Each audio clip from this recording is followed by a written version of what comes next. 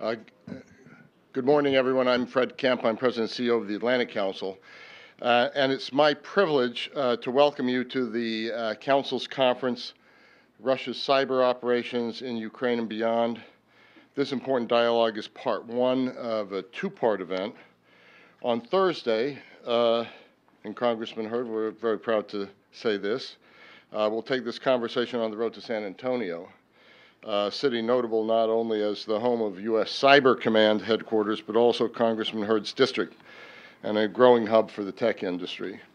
This is indicative of the way the Council likes to do business. We strive to link what we do in the Beltway into broader populations, taking issues to the communities they impact, from U.S. cities and states to domestic constituencies of our international partners. It just isn't enough to make the arguments we need to make within Washington today, if it ever was. Today, we're also live streaming the day's events, so we welcome all those joining us remotely. We encourage everyone to be part of the discussion by using the hashtag RussiaFactor, so hashtag RussiaFactor. I'm honored to welcome our keynote speakers, Congressman Will Hurd, who represents Texas's 23rd Congressional District, Dmytro Shymkiv, the Deputy Head of Presidential Administration of Ukraine. Thank you both for joining us today to bring your valuable insights to the discussion. Let me also recognize our partner in this effort, the Viktor Pinchuk Foundation, whose support and collaboration has helped produce a timely and noteworthy event. A warm welcome to Benjamin Loring, Mr. Benjamin Loring, head of the board of the Viktor Pinchuk Foundation, who is here with us today. In a few minutes, will introduce our Ukrainian speaker.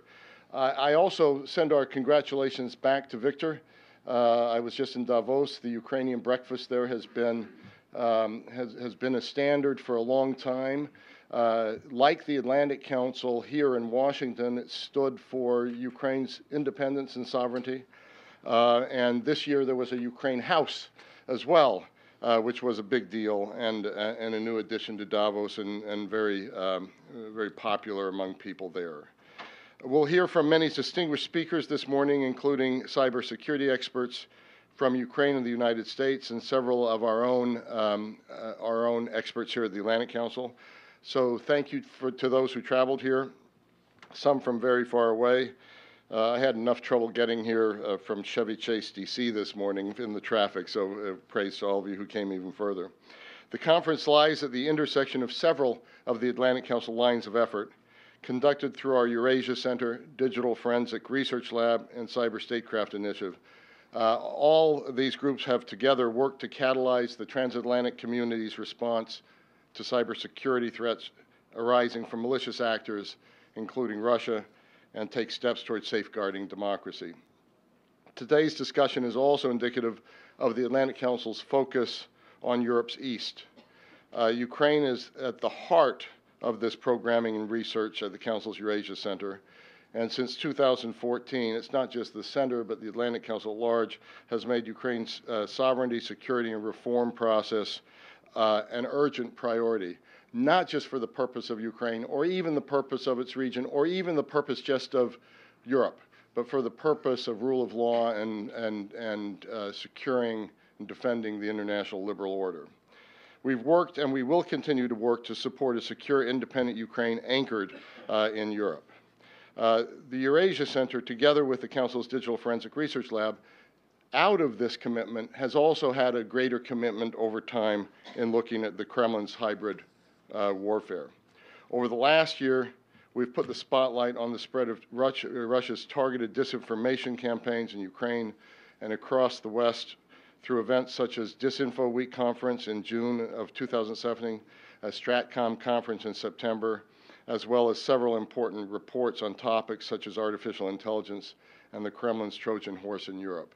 In June, we'll do a major convening in Berlin around these issues and also the training of citizen activists and journalists in how to do counter-disinformation. As the United States and European Union have increasingly become targets of the Kremlin cyber operations, lessons learned from Ukraine's experience can and should play a key role in formulating a robust transatlantic response. We'll continue to engage Western policymakers and cybersecurity experts to facilitate this critical and timely dialogue with their Ukrainian colleagues. To kick us off today, it's my distinct pleasure to welcome Congressman Will Hurd and Mr. Dmytro Shymkiv to deliver keynote addresses. I'll introduce Congressman Hurd, and then our Ukrainian guest will be introduced by our partner from the Pinchuk Foundation. Hailing from Texas and born and raised in his district, Congressman Hurd has been a member of the U.S. House of Representatives since 2015. So very often we come up here and say, oh, the 23rd District, and everyone in the audience kind of wonders what that is. Think San Antonio to El Paso, think 2 time zones, think 820-mile border, a border where there's a lot of debate over a wall, as you know, and I think some of our Ukrainian guests wouldn't mind if the wall were put somewhere else. But in any case, he has a fascinating place. I think if you drive across the whole thing, it takes how many hours? 10 hours at 80 miles per hour, which you can actually do in the 23rd District. So, and he's also one of the rising stars in this town and in the United States on national security issues. Prior to being congressman, he served the nation in another capacity as an undercover officer of the CIA. He also spent time as a senior advisor with a cybersecurity firm and a partner with a strategic advisory firm helping businesses expand in international markets. In 2017, with all of this background, I suppose it's no surprise that he should be appointed to serve on the House Permanent Select Committee on Intelligence. He is also a member of the Committee on Homeland Security, where he's vice chair of the Border and Maritime Security Subcommittee, and a member of the Committee of Oversight and Government Reform, where he chairs Information Technology Subcommittee. Congressman, you're uniquely positioned to speak on these issues, and we're honored to have you here to open the discussion. With that, the floor is yours. Thank you, Fred. I appreciate it. I want to thank Fred and the Atlantic Council for really sharpening my focus on this topic. My time in the CIA was in South Asia. I did 2 years in India, 2 years in Pakistan. I did 2 years in New York City doing interagency work, and then a year and a half in Afghanistan. And in Afghanistan, I managed all of our undercover operations. But since I've been in Congress, I talk more about Ukraine, Moldova, Estonia than I do those three countries. And part of that is because of the Atlantic Council kind of educating me on these issues. And part of this is because I chased Russian intelligence officers all across the world. And you realize that the center of gravity of this geopolitical struggle is Ukraine. And having been there in my first trip, you know, I like to say I'm a fairly sophisticated observer of what's happening around the world. But I learned at my first trip to Kyiv, one, it's Kyiv, not Kiev. Okay, that's step one. Just that alone, I think, is an indication of disinformation operations, right? Two, the false narrative that what was happening in eastern Ukraine and the Donbass was separatist movement. It's not a separatist movement. Those 920 tanks that are in eastern Ukraine are Russian tanks.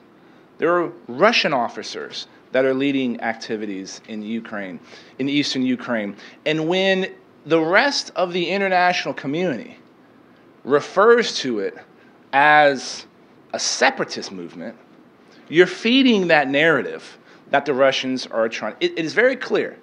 It is an invasion of a country. And so if the international community can't even agree or is not calling that what it is, then the Russians are winning. Being on HPSI, when I got on HPSI, the House Permanent Select Committee on Intelligence.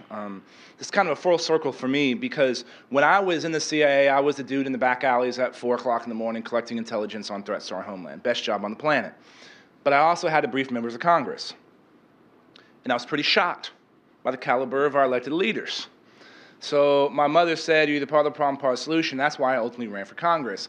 And when I got on the Permanent Select Committee on Intelligence, I would not have thought that the bulk of my time would be talking about elections in the United States. It's very clear. The Russians were trying to manipulate our elections for one clear reason: to erode trust in our democratic institutions. And guess what? The Russians are winning here. When you have the press criticizing Congress for shining a light on activities within the government, that's a problem. When you have Republicans and Democrats unable to agree with each other just because the idea came from the other side, that's a problem. And when you have a gap, or even a perceived gap, between the White House, the intelligence community, and the legislative branch, that's a problem.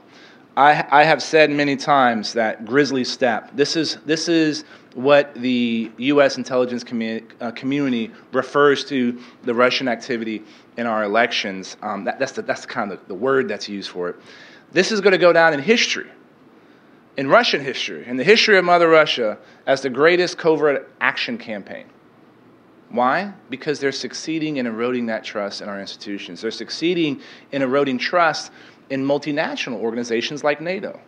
NATO is important. The reason there's been peace and prosperity in Europe for almost 100 years is because of NATO. The Russians understand that they cannot win a physical fight with NATO or the United States. They know they can't win an economic fight, so they have to resort to asymmetrical warfare. And part of that is eroding trust. Russian activities and influence our 2016 U.S. elections require the development of a U.S. counter-disinformation strategy against these influence operations. Instead of talking about whether or not the Russians got involved, we should be talking about how do we prepare and to deal with this. Now, we have some problems structurally in the United States from doing that. Disinformation is a part of covert action. Covert action is a responsibility of our intelligence services, specifically the CIA. The National Security Act of 1947 says the CIA can't do operations in the United States. So who should be responsible? Who should be responsible when it comes to disinformation? And if we want to be narrow, disinformation when it comes to our campaigns.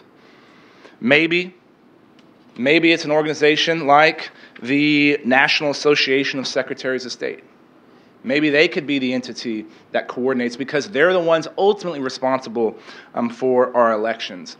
But I think we have a model that we should be using and thinking about when it comes to disinformation, and that's CVE, or Countering Violent Extremism.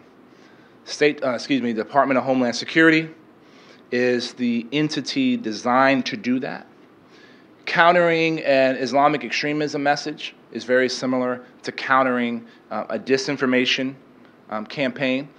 Our social media companies are looking to highlight how the Russian actors were utilizing their tools and to look at those tactics, techniques, and procedures and figure out how to stop it in the future. This was fairly successful in the German and French elections.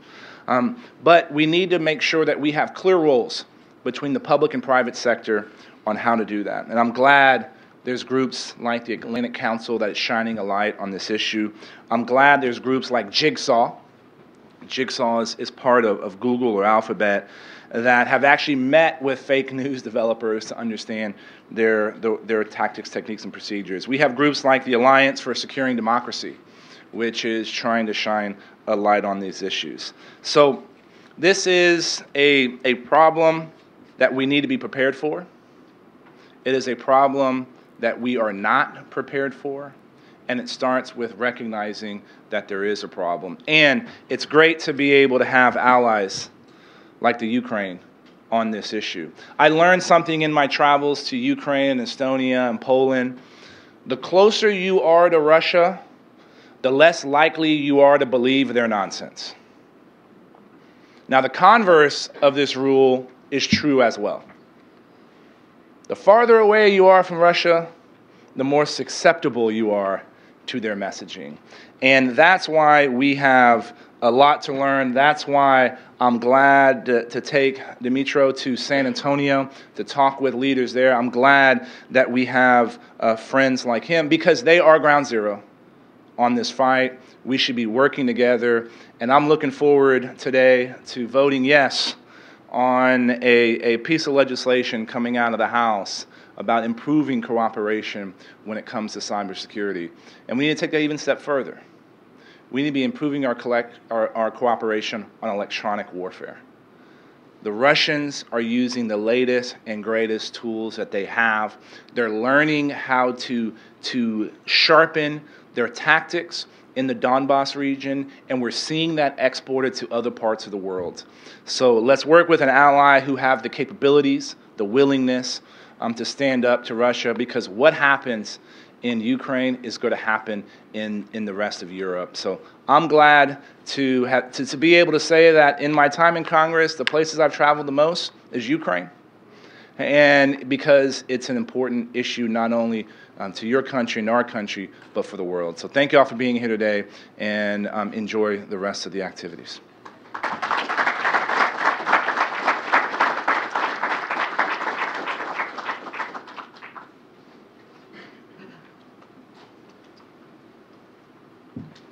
Thank you, Congressman Hurd, for your remarks, and we await you in Ukraine. We look forward to your next trip.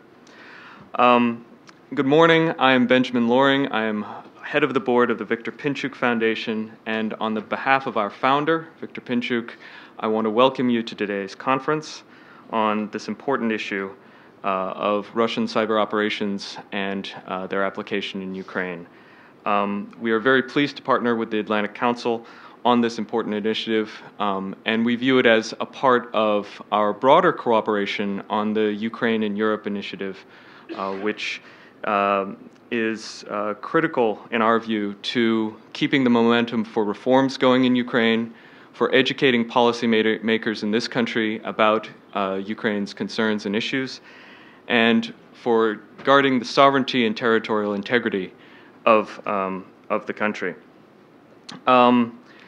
The Victor Pinchuk Foundation provides a large number of platforms, and for over a decade has sought to enhance understanding about Ukraine's international partners, its international perspectives, its challenges in the area of security through the Yalta European Strategy Conference that happens every fall, and at which most recently we had Congressman Hurd, at the Davos Ukrainian Breakfast, and our side events at the Munich Security Conference next week, and through the expert roundtables and public lectures that we hold in Ukraine, all devoted to critical issues around Ukraine's national security. And in all of these, we've had the involvement and participation of our friends at the Atlantic Council, and we're very pleased with our cooperation. These are important for enhancing decision-makers' understanding of critical issues. It's important for opening dialogues between Ukraine and its international partners. It's critical for raising urgent and often difficult questions about Ukraine's way forward, and for keeping Ukraine on the international agenda and keeping the spotlight on the country. So today, to discuss our Ukraine's opportunity, the opportunity that it offers to the world, in terms of being able to teach a lot more about Russia's cyber operations, it's my pleasure to introduce Dmytro Shymkiv, who is deputy head of the administration of the President of Ukraine. But before coming to public service, he served for 20 years in leadership positions in the IT industry, most recently as general manager of Microsoft Ukraine. And he is one of the foremost experts in the government and in the country, indeed, on cybersecurity issues. So please give a warm welcome to Mr. Shymkiv.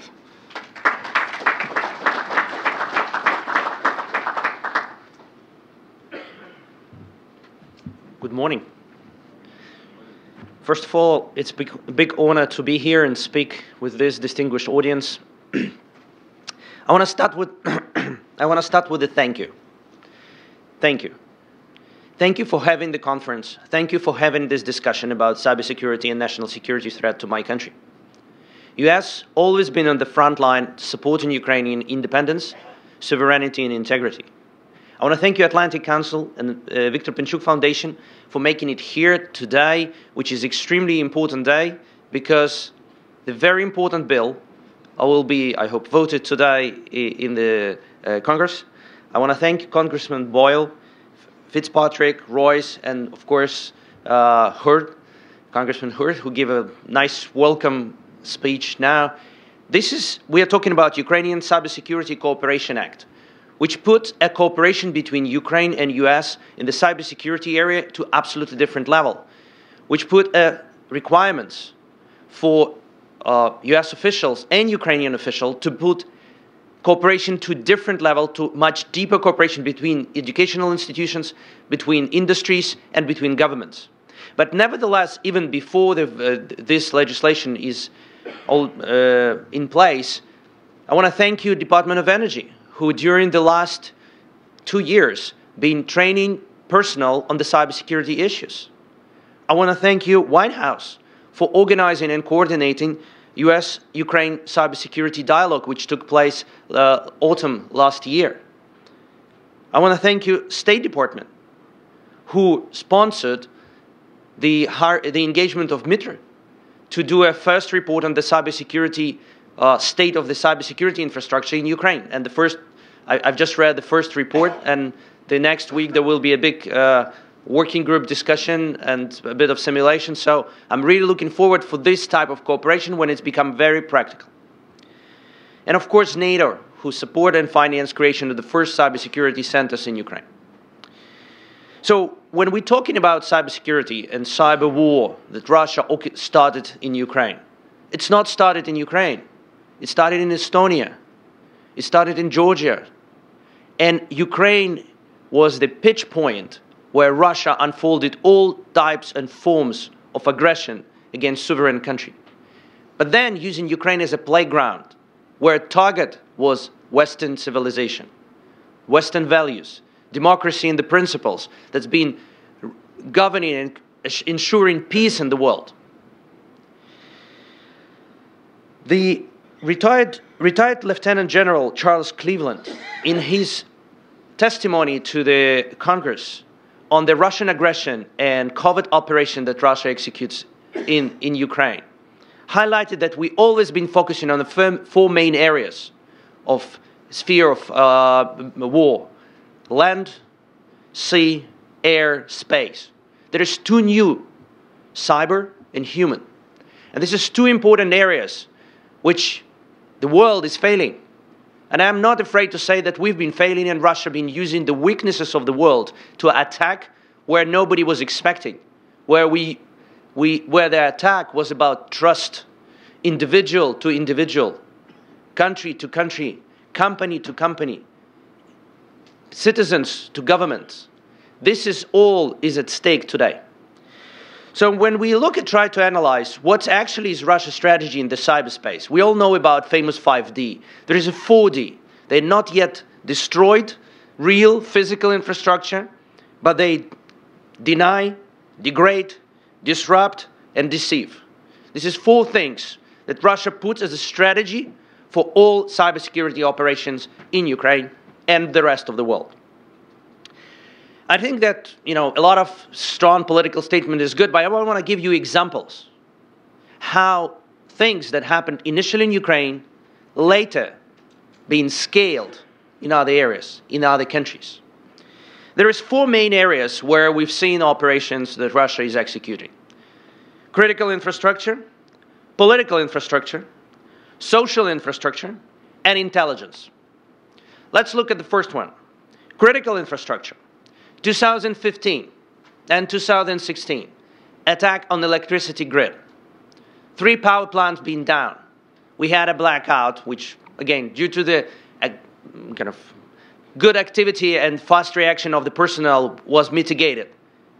But the hack has been sitting on the network for half a year, collecting information, and you should imagine like a Hollywood movie where the person who sits in front of his terminal suddenly see the device switching off the power supply to the grid.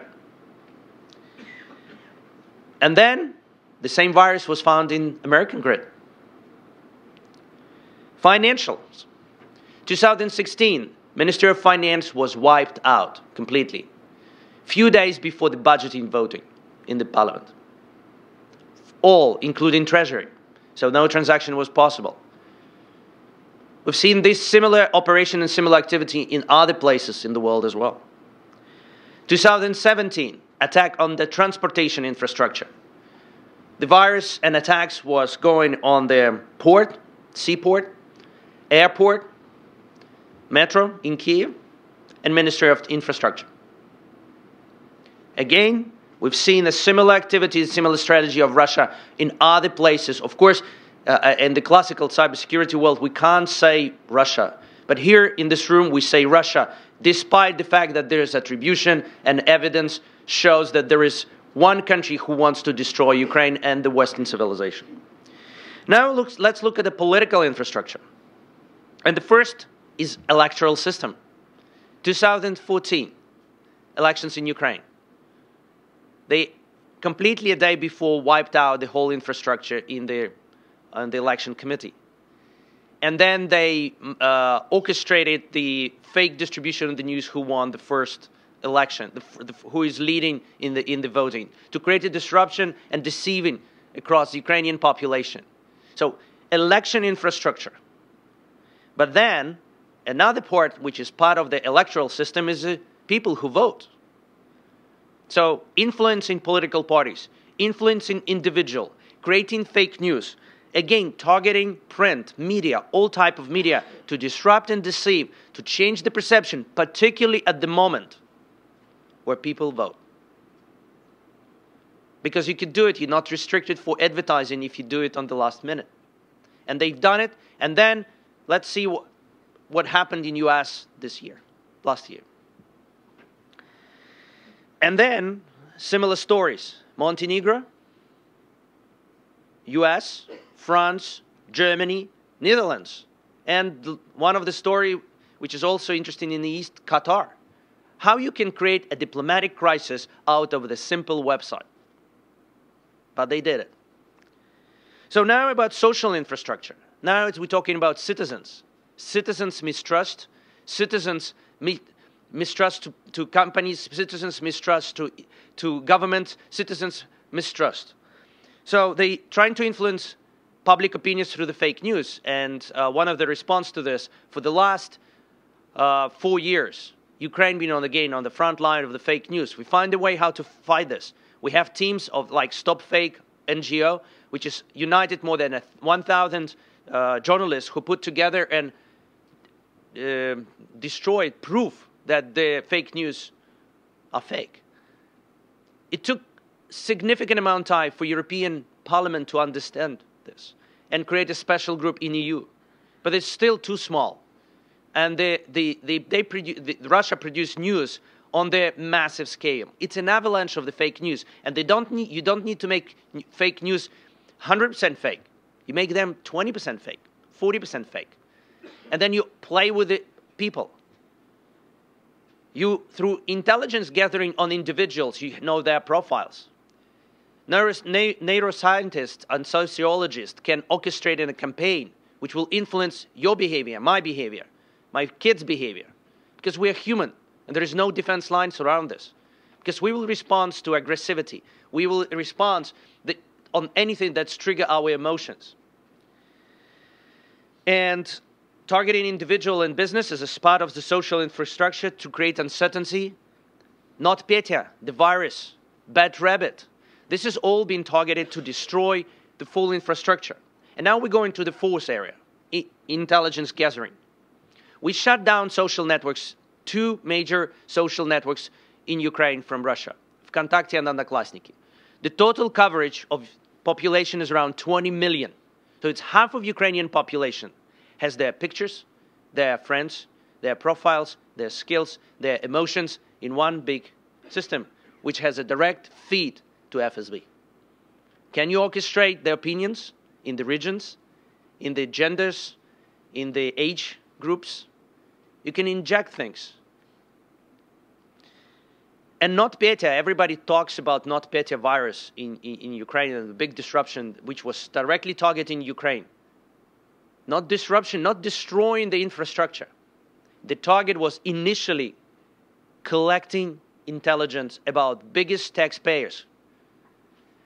The virus was deployed on the computers of the CFOs and chief accountants, where all bills, where all digital signatures, where all contracts, where all critical data about companies being stored. Intelligence is one big area where cyber warfare is taking place. So what happened during all this period in Ukraine? We've learned, thanks to the training and support from US and other international partners, we tried to boost awareness, we introduced new law, we introduced new infrastructure, the president issued a decree where the whole framework of the cybersecurity infrastructure being developed in Ukraine, and it's again based on the RAND advisory that we asked for help at the beginning of the term of the president. We focused on people training, both individuals, but also people. I can talk about presidential administration. We are training regularly employees to understand what could happen of their negligence towards the cybersecurity area. We have a new cyber police, and many institutions are trying to build infrastructure that will target or protect the state. So where we need cooperation going forward, the first is building capability. The capability today in the globe, and it's not only in Ukraine, but in Germany, France, UK, US, is lack of resources. Professionals. Can we retain these professionals in the government? No. We are not competitive. Sorry. I know I work for the government, but I cannot pay the salary that is paid in the private sector.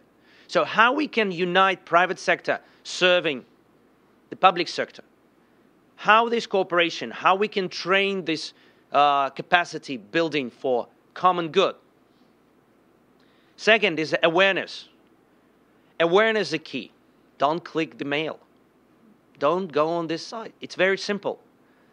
Don't install an application you don't know on your father's iPad. And it's a very, very, very basic things, but awareness and understanding is critical, and it's need to start from the kids. And it goes through the universities, and it goes to the work. Labor force need to know what they shouldn't do and what it leads to. This email looks like it's sent from the tax authority. No, the email was a targeted virus for this particular individual. We also faced the specific viruses written for specific individuals for targeting primary teams in the international relations area or military. Finally, cooperation. The world is non-cooperating well on the cybersecurity. There's need to be much stronger cooperation between states, between players, and I value what we have in here today, this meeting and this discussion. This is just the beginning of a much stronger cooperation. And finally, cooperation and legislation. We will face new legislation, both in US, in Ukraine, in Europe, which will be discussing the policies around cyber, about social networks, about artificial intelligence, about many new technological areas. We need to bring industry in, but we also need to remember that the final responsibility for the citizens is on the government. Because when the companies can go bankrupt, or the supply of the water, electricity is not functioning, it's the government whose job is to provide it. So the government and the industry need to find the ways how to regulate this area so that disasters can be mitigated. And the enemy, which is trying to destroy our world, is stopped. So I tried to give you an overview what's the strategy that Russia had on Ukraine with its war operation, in cyber war operation, which is again part of the hybrid, and we're not talking about tanks and other things that Russia has been doing. what I try to give is trying to give you a holistic view of 4 main areas: attacks on the critical infrastructure, political infrastructure, social infrastructure, intelligence gathering, and what could be the areas of further cooperation through capacity building of professional, building awareness, cooperation, and legislation. I wish you, all of us, a very interesting discussion today. Thank you very much.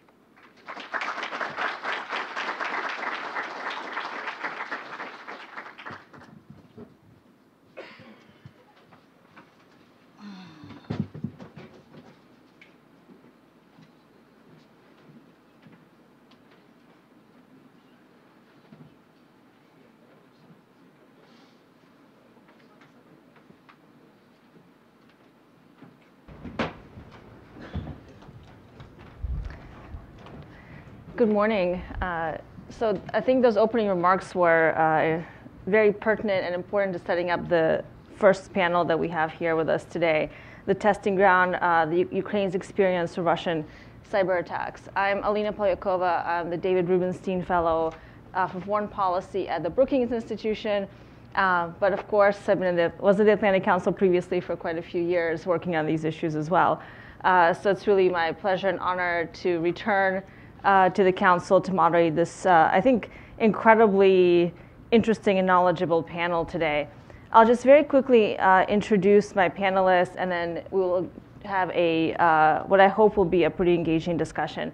So immediately to my left, I have Dr. Oleh Derevianko, who is the chairman of the board for Information Systems Security and Partners, ISSP, a company founded in Ukraine focusing on cybersecurity, but now has operations on 7 countries, if I'm not mistaken. So thank you for joining us today. Immediately to his left, I have Mr. Nikolay Koval, who we've met before in Kiev, I think also on a panel, who's the Chief Executive Officer of CyS Centrum, LLC, and was previously working for the Ukrainian government for CERT. So thank you for joining us from Kiev as well. And then I have Ms. Laura Galante, who is a senior fellow in the Cyber Statecraft initiative here at the Atlantic Council, a cybersecurity expert working primarily in the United States and founder of Galante Strategies, but also previously at FireEye, which of course has become a firm really well known here in the United States for some of its investigations around APT 28 and 29. And then of course to Ms. Galante's left, last but certainly not least, I have Dr. Oleksandr Potii, who is the Deputy Chief Designer of JSC Institute of Information Technology, cybersecurity expert as well, and interestingly has worked quite a bit in the energy sector in Ukraine, particularly with Naftogaz, which I think is a critical area in Ukraine when it comes to these questions of cyber breaches and attacks. As we heard earlier from Mr. Shymkiv, Ukraine has very much been the target of critical infrastructure attacks from the Russian Federation specifically. So thank you for joining us today. I will say we're running a little bit late, so I will let the panel run a couple of minutes over so we have ample time to bring the audience into the conversation. So Oleh, let me start with you. As we've heard this morning, as many in the audience know, Ukraine has very much been a frontline state for various cyber attacks, particularly from Russia. And it seems from the outside that these attacks are not only growing in frequency, but also in sophistication, I think particularly since 2014 and Russia's annexation of Crimea and continued war in eastern Ukraine. But is that actually true? So what's the big picture? Are we seeing more and more attacks, particularly from the Russian Federation, against Ukraine and certain sectors in Ukraine? And are they becoming more sophisticated, or is it that we're just paying more attention now? Thank you, and good morning to everybody. I first of all would like to thank the Atlantic Council and Viktor Pinchuk Foundation for inviting us here. I think that's a really important event, and as Dmytro said, it's really great that the cybersecurity dialogue is kind of moving to the next level. And it took almost like 3 years to understand that we kind of need and prepare this important step forward.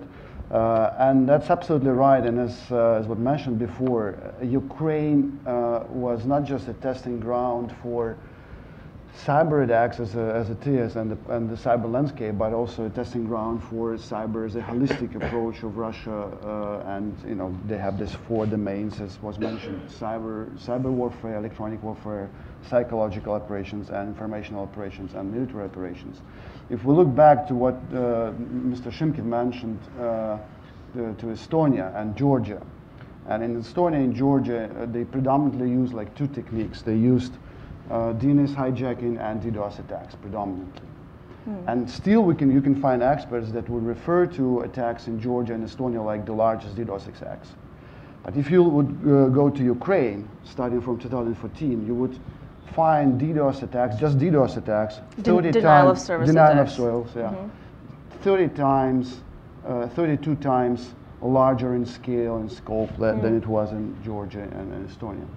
Then if you would go further and you would look at the whole kind of range and scope of operations and methods used, you would find that in Ukraine they already deployed everything that was available, like DDoS, TDoS, telephone denial of service that they launched. For example, when there was a blackout attack, they simultaneously launched telephone denial of service so that citizens couldn't call the call centers and could not kind of find out what's going on. Phishing, spear phishing, malware, APT attacks, all these technical terms, they're probably not that important. What's important that the culmination that we saw just last year with the NotPetya culmination stage of the attack, we as cybersecurity experts, we're not talking the cyber NotPetya attack because it's basically not the correct term, because when the attack becomes visible, when it becomes known to the public, it means that we're seeing the culmination stage of the attack, and the attack started much long before. That with the culmination stage of the NotPetya attack, we saw all the instruments that were used from 2014 to 2017 in various attacks separately. They were combined, packaged in one tool, and automated. And we saw infrastructure, some of the infrastructure that were under monitoring, we saw them going down within 3 to 5 minutes, the large infrastructures of the large organizations. So what we see really a tremendous evolution of the instruments and methods used in just the cyber warfare domain alone, let alone basically the cyber as an element of the broader concept of the hybrid war. So thank you for that. And have you noticed, you talk about NotPetya, which Mr. Shymkiv also brought up, this was an attack that initially targeted the accounting systems. I think it was through a vulnerability in a Microsoft system, if I'm not mistaken. But are you noticing that there are specific sectors that are being targeted more than others? Basically, no, that's very interesting. We could have the whole conference on NotPetya attack. But if we won't. Yeah, and I hope we will do, because there's so many lessons to learn. If you would go not even back to 2014, if you even go back to April 2017, with the company that were like which is the major provider of this text reporting software that Mr. Shymkiv mentioned, the first backdoor through the company came on 14th of April. Then 1 month later, WannaCry happened, and one of the channels how WannaCry reached Ukrainian organizations was through that back door, not through the ransomware instrument itself. Then just 3 days later, there was a second backdoor delivered through Medoc, and 3 days later was Xdata. And 1 month later, there was another update with backdoor, and 3 days later was on 27th of June was the culmination stage of NotPetya. And Medoc was not the only vector of NotPetya arriving into the organizations. And what we saw, we see this evolution of the, we call it, when we first, in our lab, and our experts, when they saw the attack, and we tried how to classify it. I mean, it's not an APT, Advanced Persistent Threat, it's not like ransom. We started to classify it as a massive coordinated cyber invasion. Because with NotPetya on 27th of June, basically all major industries in Ukraine were targeted and hit. We had at least 80 large organizations that reported they were hit. Some estimates going that up to 10% of the entire computer population of the organizations were hit. We had 22 banks, 6 large energy companies, 6 large retail chains, some petrol stations including, 10 to 12 media companies, 7 governmental institutions. So it's basically like an invasion. And what's also is very, very important that with this NotPetya attack, they also were testing the new technique, and now I would call this technique a cyber deception, because they even managed to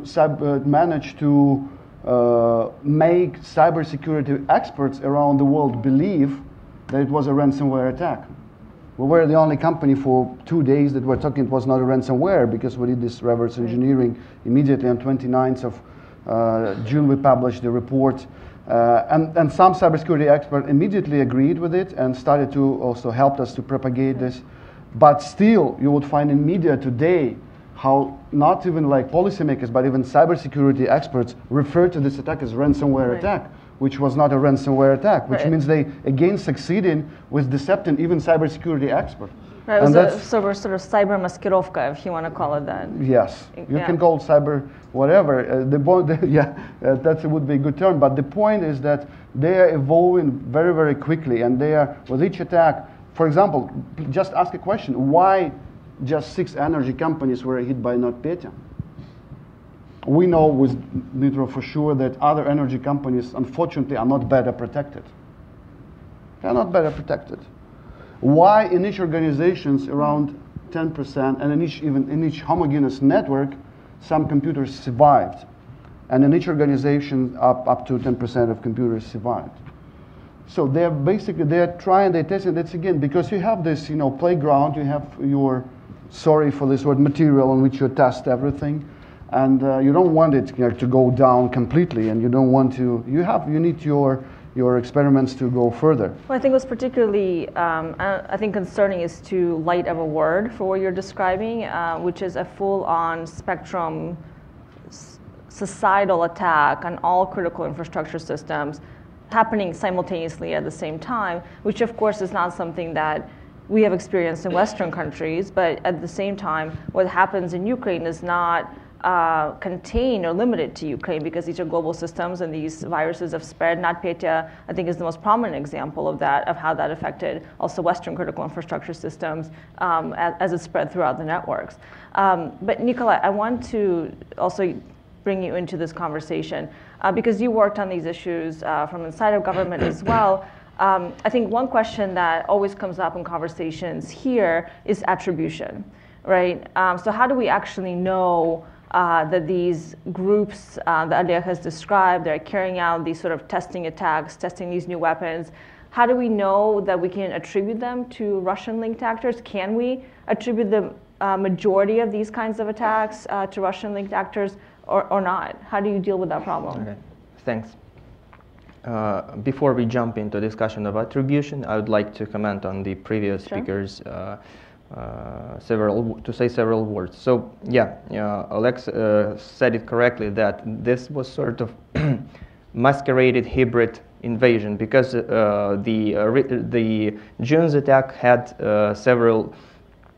This is if we are talking about the sophistication of the attacks, and if they get better, I mean the attackers. So during the NotPetya attack, they exploited the government-level infrastructural vulnerability in the software. So, because in order to hit everyone with one stone, you can just concentrate on compromising the specific organization, which product is present on like 300,000 devices throughout the country, and you can, with one hit, you can disable all of them. But before doing the cyber sabotage phase, they concentrated on several organizations. This is, if we're talking about the intelligence element, they did more and deeper invasion and deeper penetration in networks of several particularly important organizations before the infrastructure of 300,000 organization was sabotaged. They did their job, and after doing that, after like after they have finished, they decided to sabotage all others. So to complicate the forensics analysis and the understanding of all the main goals of this invasion.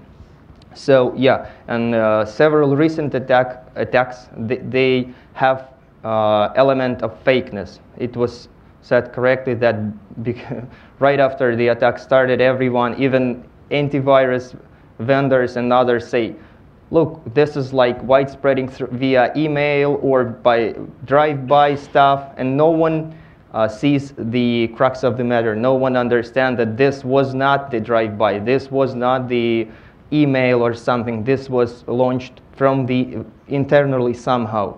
Even for antivirus solutions, it's hard to understand how it actually started. So this is another sophistication in their attacks. What else? An attribution. Yeah. So as per attribution, attribution is vital. It's important. Having this, we can classify certain types of threats. We can describe them. We can understand the tactics, techniques, procedures which are being used, and more like qualitatively track them. But attribution is also sort of based on assumptions, based on perception of particular properties of the attack, of the actors themselves and others. So just if you attribute some activity to, so what we do as a technical experts, we collect the characteristics of the specific activity, we understand the TTPs, and we try to form the group, the threat itself, and naming, like, during using all those weird or not weird names for the threat, like APT28 and something like that. But of course, it's based on targeting, based on instruments used. But then you have to understand the origin, and here and attribution, which is perceived by majority of the community and people. It's like, if this country was involved, or if this is like state-sponsored or not, and if it's sponsored by this country, this is really hard. From what we can say, from the investigations we have done, is just like we can judge by typos in the code, we can judge by compilation timestamps, we can judge by some sort of time when the operating starts. Let's say, like, bots starts to connect to the command and control server at 9 EET, and this gives some hints, but it's also sort of not very reliable source. And what from the very recent attacks, I would say they try to introduce element of fakeness as well, because when you manage to penetrate the attacker's infrastructure, you see the, let's say, the administration panel of the particular botnet, and you say, like, you, like, somewhere deeper, very deep in your soul, you understand who may stay behind. But you look at the interface, user interface, and you see, like, you can choose the language. Let's say you can choose French, German, and English, or and something like this. So it's on purpose faked functionality of the panel itself. So because it makes harder, even if you manage to get this level of access into the attacker's infrastructure, you will not be able just, hey, say, like, see, look at this. So it's like using all of these forensic tools that you're describing, I mean, those of us who are not deeply engaged in the technicalities of the cyber world, having this toolkit that you just described of how you can tell the origins of certain attacks, and then all of the ways that they try to cover up their steps. I mean, can you give us an example of a specific time where you think you were confident in your attribution? I mean, I'm just trying to get a kind of bigger picture view. I mean, can we say that 90% of the attacks that Ukraine experiences in all of these different sectors are coming from the Russian Federation.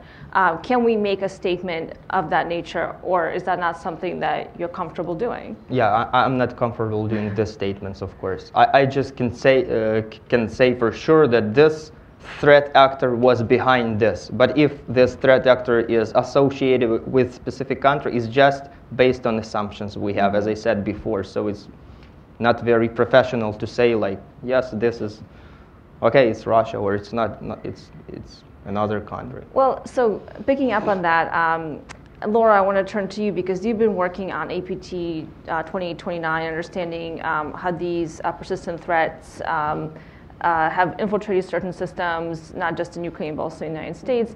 And these two particular groups, Fancy Bear and Cozy Bear, as they're also sometimes called, have been definitively attributed to Russian-linked actors, particularly the FSB and the GRU, by the U.S. intelligence, and also private firms as well. So I guess two questions for you. One is, in those cases, how do you determine attribution in just a few words?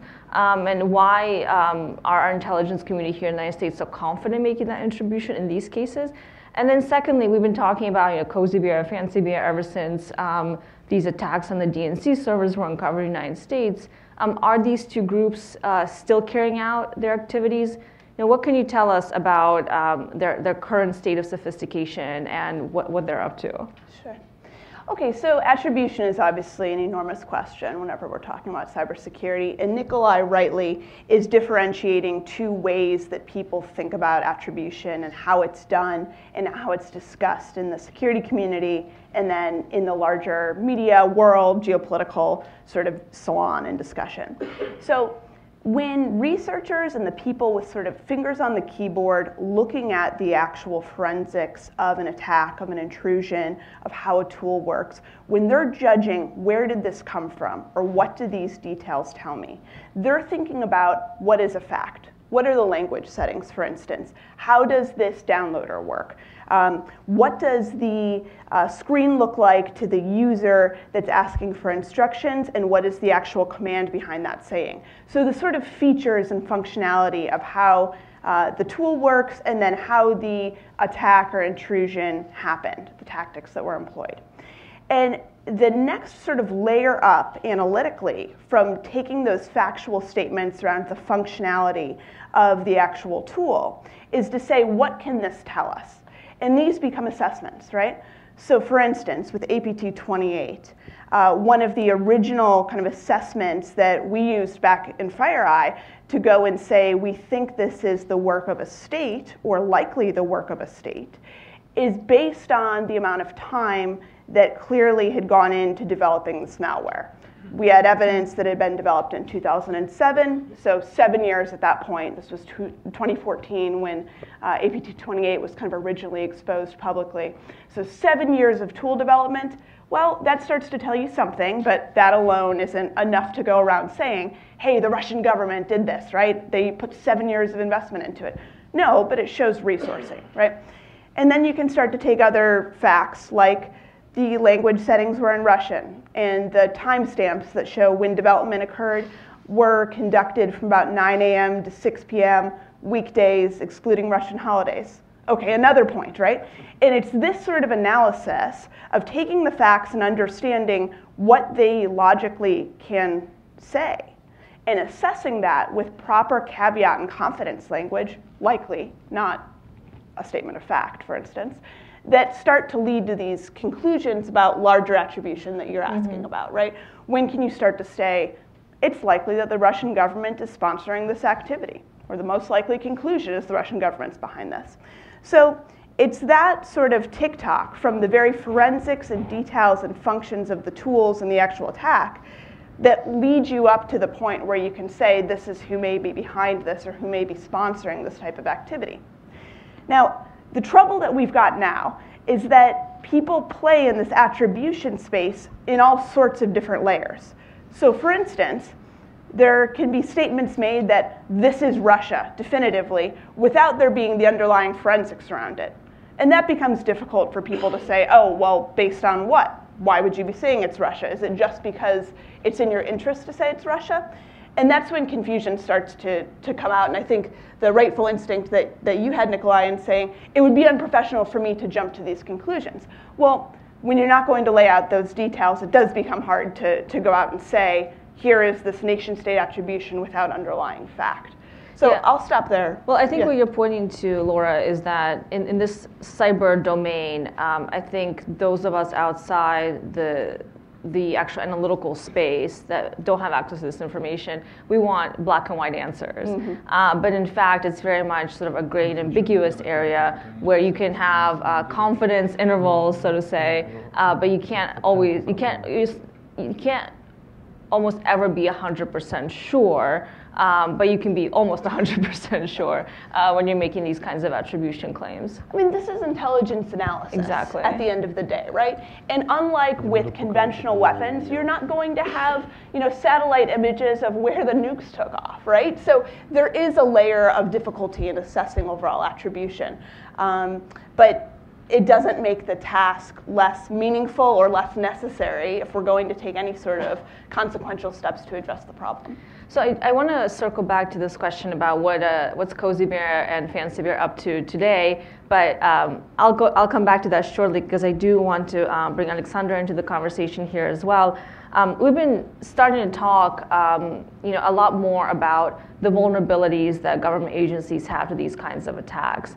Obviously, we're talking about Ukraine and the kinds of vulnerabilities that seems not just governments, but the private sector, energy firms, banking sector, have been exposed through the process of these attacks that Oleh and Nikolay and others have described. How would you actually assess Ukraine's preparedness, given the range of attacks they've had to deal with, and specifically the Ukrainian government's preparedness to be able to respond to similar attacks in the future? Thank you very much for question. I answer on Russia with my interpreter. Мы сейчас работаем в 4 направлениях для того, чтобы обеспечить безопасность Украины от киберугроз. Currently, we're working on 4 directions in order to secure Ukrainian security from the cyber threats. Это систематическая работа, потому что угрозы, которые реализуются в Украине, носят плановый и систематический характер. We work on it non-stop systematically because the threat itself is also systematic. It doesn't take breaks. Что такое классическая военная операция? Это концентрация силы и средств по времени и по месту. What is the classic military operation? It is concentration of forces and resources in a specific place and specific time. Последняя атака 27 июня – это была классическая военная операция. The latest attack on June 27 was a classic military operation. Только в киберпространстве. However, by cyber means, in cyberspace. Посмотрим. По времени атака произведена тогда, когда происходило собрание Большой Двадцатки. The timing of this attack coincided exactly with the timing of the G20 meeting. Это был факт политического давления и демонстрация мощи агрессора в конкретный момент времени, чтобы оказать влияние на определенные политические решения. It was an act of political pressure plus the demonstration of might of the aggressor in order to exert a pressure on while the certain specific political decisions were made. Следующий фактор, она была запланирована настолько массовая, заранее подготовлена, и целью была дискредитация органов власти Украины с точки зрения противостояния таким родом вызовам. It was also quite carefully and massively prepared a long time before the attack in order to discredit the Ukrainian government as an entity being incapable to meet these challenges. Третье. Она маскировалась экономическими вопросами, типа вымогательства денег, сбора дополнительной экономической информации, чтобы скрыть настоящие политические и военные цели. The third factor is that it was camouflaged by the economical reasons, extortion of money and other financial operation in order to cover up the political essence of this action? Как мы должны отвечать на такого рода военные операции? How should we respond to this kind of military operations? Мы работаем в 4 направлениях. Первое – это формирование новой законодательной базы. We work on the 4 directions. One is the creation of development of a new legislative basis. Такие атаки были спусковым крючком для принятия новых законов Украины по кибербезопасности, электронно-доверительным услугам, указов президента Украины об угрозах в киберпространстве. Such attacks triggered endorsement of the new legislation about cybersecurity of Ukraine and other legislations which are too specific for me to be able to translate right now. И здесь у нас хороший тренд и достаточно хорошие позиции на сегодняшний момент. And we have achieved quite a great deal of success in this direction, and we work in a positive group. Второе направление – формирование организационной структуры, которая позволит противостоять угрозам и быстро реагировать на новые угрозы. The second direction is creation of a structure which would be able timely respond to the new cyber threats. Мы перешли на второй этап формирования такой структуры, а именно формирование центров реагирования и центров на инциденты и центров кибербезопасности в различных органах. Currently we're on the second stage of development of the centers for response for cyber incidents. И еще центры формирования. Response. And response. Буквально в январе и феврале открылись еще несколько центров в Национальном банке Украины, в специальной службе защиты информации и в службе безопасности Украины. In January and February, we opened new centers in the National Bank of Ukraine and the Ukraine Security Service. Третье направление – это техническое и материальное обеспечение центров безопасности при борьбе с киберугрозами. The third direction is the technical support for the centers of cybersecurity while facing the cyber challenges. Мы активно внедряем различное программное обеспечение, а также разрабатываем собственные средства защиты информации на достаточно высоком уровне. We introduced new software and developed our own means of a high level quality. И в техническом плане Украина находится на достаточно хорошем уровне для того, чтобы противостоять таким угрозам. So on technical level, Ukraine is in quite good state to respond these threats and challenges. И четвертый уровень – это подготовка специалистов и работа с населением. The fourth level is the preparation of the experts and education of the population, general population. У нас сейчас около 30 учебных университетов готовят специалистов по кибербезопасности. We have about 30 universities where the experts on cybersecurity are trained. Это примерно 800-900 человек в год, которые выпускаются из университетов. Annually, they produce about 800-900 experts. Это, конечно, мало, но тоже хороший тренд и хорошая оценка. Подготовка достаточно высокая.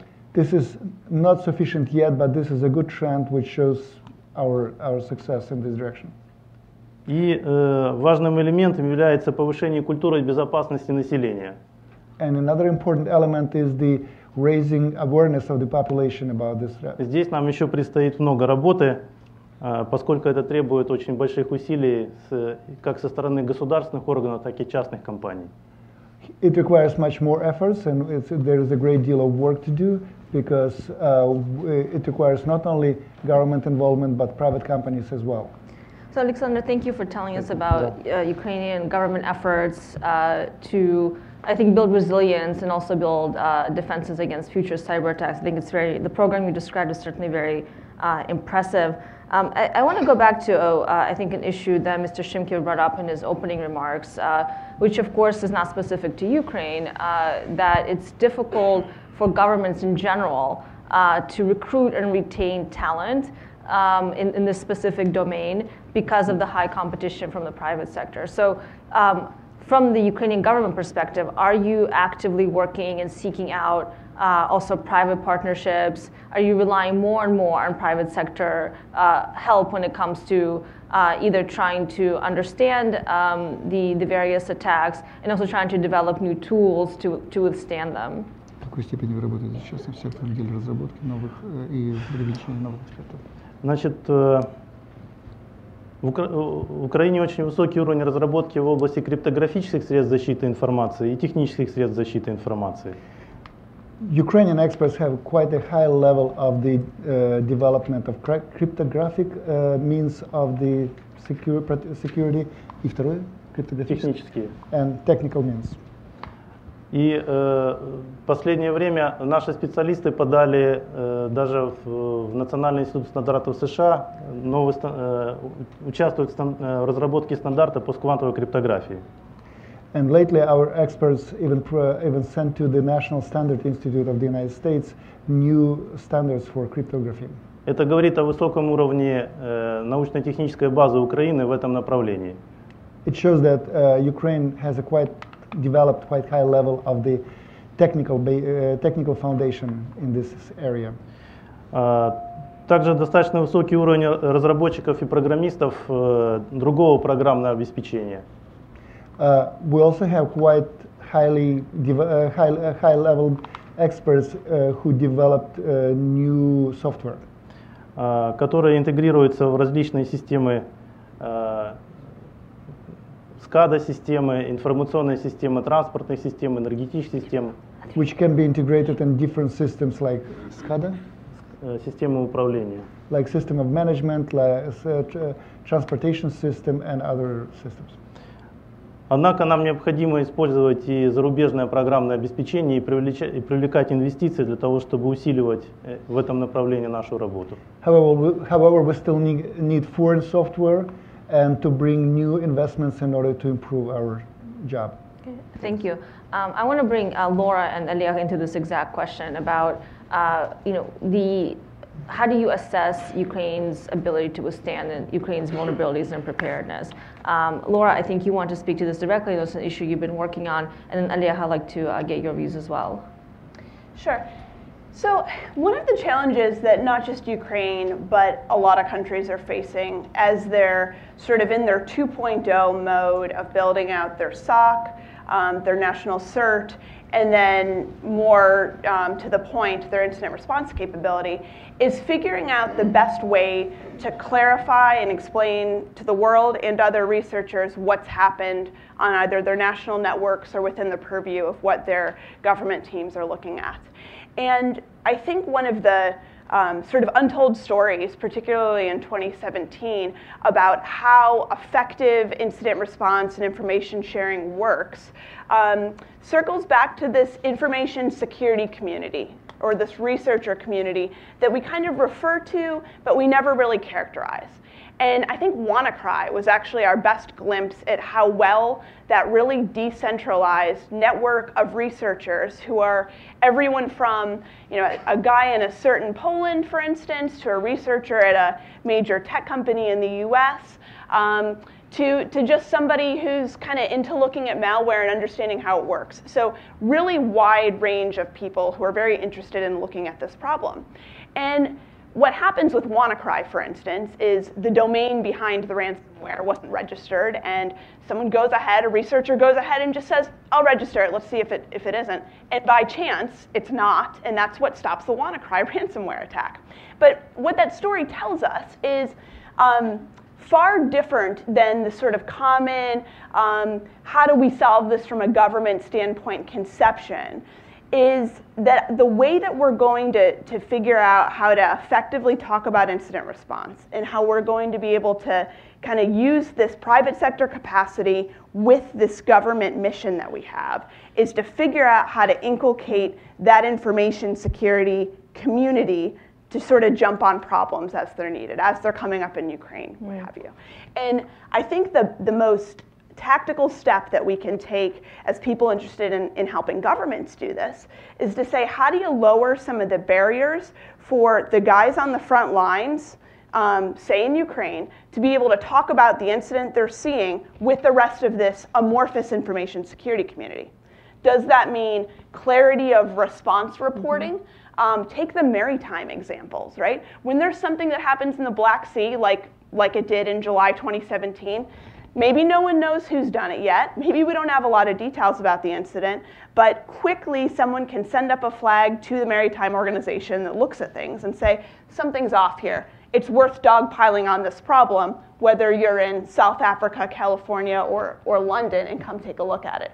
So how do we make that platform of information sharing, to use those two horrible buzzwords, more accessible to the sort of edges of who's dealing with this cybersecurity problem like Ukraine?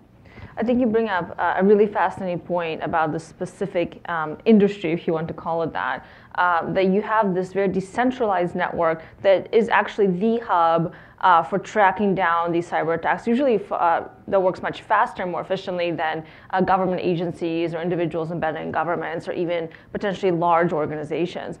I think that's really unique to this specific space. And then how do governments use those resources to be able to answer profound questions about the electrical grid takedowns and other forms of infrastructure attacks? I know you wanted to come into this, but if you could also respond to what Laura just put on the table about information sharing and to what extent what's happening in Ukraine could potentially be valuable or is valuable in other countries. Yeah, I think it's really funny that this question goes to FireEye and ISSP with regard anymore. to not anymore, but just well, it's not a secret. It could be revealed by obscene methods. But two great specialists from one of the Ukrainian government authorities in cybersecurity were recently left its authority. One of them joined FireEye, another joined ISSP, and it's not because we're like. But for us, for example, the key goal is at least to keep those specialists in Ukraine, and that's with all my respect to Oleksandr into our capacities of our scientists in fundamental research, I totally disagree that Ukrainian educational system is prepared to produce and is ready to educate cybersecurity professionals that are needed for the daily cybersecurity operations. Because daily cybersecurity operations is not about fundamental research. It's about technologies, operations, processes, and people. And what we need desperately, we need operators of SOC centers, we need analysts of first tier, we need analysts of second tier, we need advanced analysts that do reverse engineering, malware analysis, that can quickly detect, because what all the AI means today is, for example, talking about technology, just a quick remark, everyone is fascinated about AI today, I am as well. But when AI, and you know that when one of the algorithms of AI recently won in chess games against the best computer chess game after learning for 4 hours, because it played 80,000 games with itself. But the point is, when from a hacker perspective, and if you look at cybersecurity, if I would play chess with this AI algorithm, and I would decide that with a move 4, I can hit king with a pawn directly, no AI algorithm will win this game against me. And I can create this type of rules as many times as I want. And this is the way the cyber attacks happen. This is the way the hackers use. So for each, AI is very helpful. Technology, fundamental research is very helpful. But the key issues in order to address the most critical challenges in cybersecurity are processes and people. And with the processes, there are several, and with processes and people, not only the cybersecurity professionals, the key obstacles for today's advancement in capacities and in resilience are 3 things. First of all, is lack of understanding of cyber threats at C-level across all private and public sector domains. They just don't realize how it happens. When you go to C-level, or when the attack happened with the Ministry of Finance, for instance, and Treasury, they saw it was an insider attack. They said, we had an insider who was kind of compromised, and this insider, they couldn't even believe that the adversaries penetrated their network, stayed in their network for a very long time, and then launched the attack when they needed to launch it. Then in terms of decision making, very slow decision making, and of course there are some good things about slow decision making when it relates to the government, because sometimes fast decisions are not good. But on the other hand, for example, in Ukraine with energy companies, and in US I don't think there's a challenge, because most of the energy industry is in private hands. You cannot kind of directly enforce them to apply this or that technologies. In Ukraine, energy companies are partially private, partially governmentally owned. And if you face an issue of investments into cybersecurity, the private shareholder would say, oh, let's government invest in cybersecurity. It's governmental kind of responsibility to the national security. And the government say, okay, you are like 85 or whatever % owner of these assets. Why don't you invest in cybersecurity? If government has to invest in cybersecurity, it has to increase the electricity tariff. If it's increasing electricity tariff, it has to go to the commission. Then you have to go to parliament, then it's a political issue. And then there's no investment for cybersecurity. So all these things, you know, they are like just examples, but I believe that in each country, in Ukraine and the US, there are a lot of decision-making obstacles that need to be identified, analyzed, and removed in order to really step up in terms of capacities, capabilities, and cyber resilience. And private-public partnership is key for this, because we would never manage in... I used to be also in Ukrainian government in Ministry of Education. Education is my passion. But I completely understand that there's no way at the moment, maybe we will find the solution in the future, how you can keep the best talent within the government, whatever government you take in whatever country. At a certain point, when the government, when this bright talent, he can go to the government at the beginning of the career for working at great projects and so on, and that at a certain point when he really he's already kind of advanced and so on, and we will just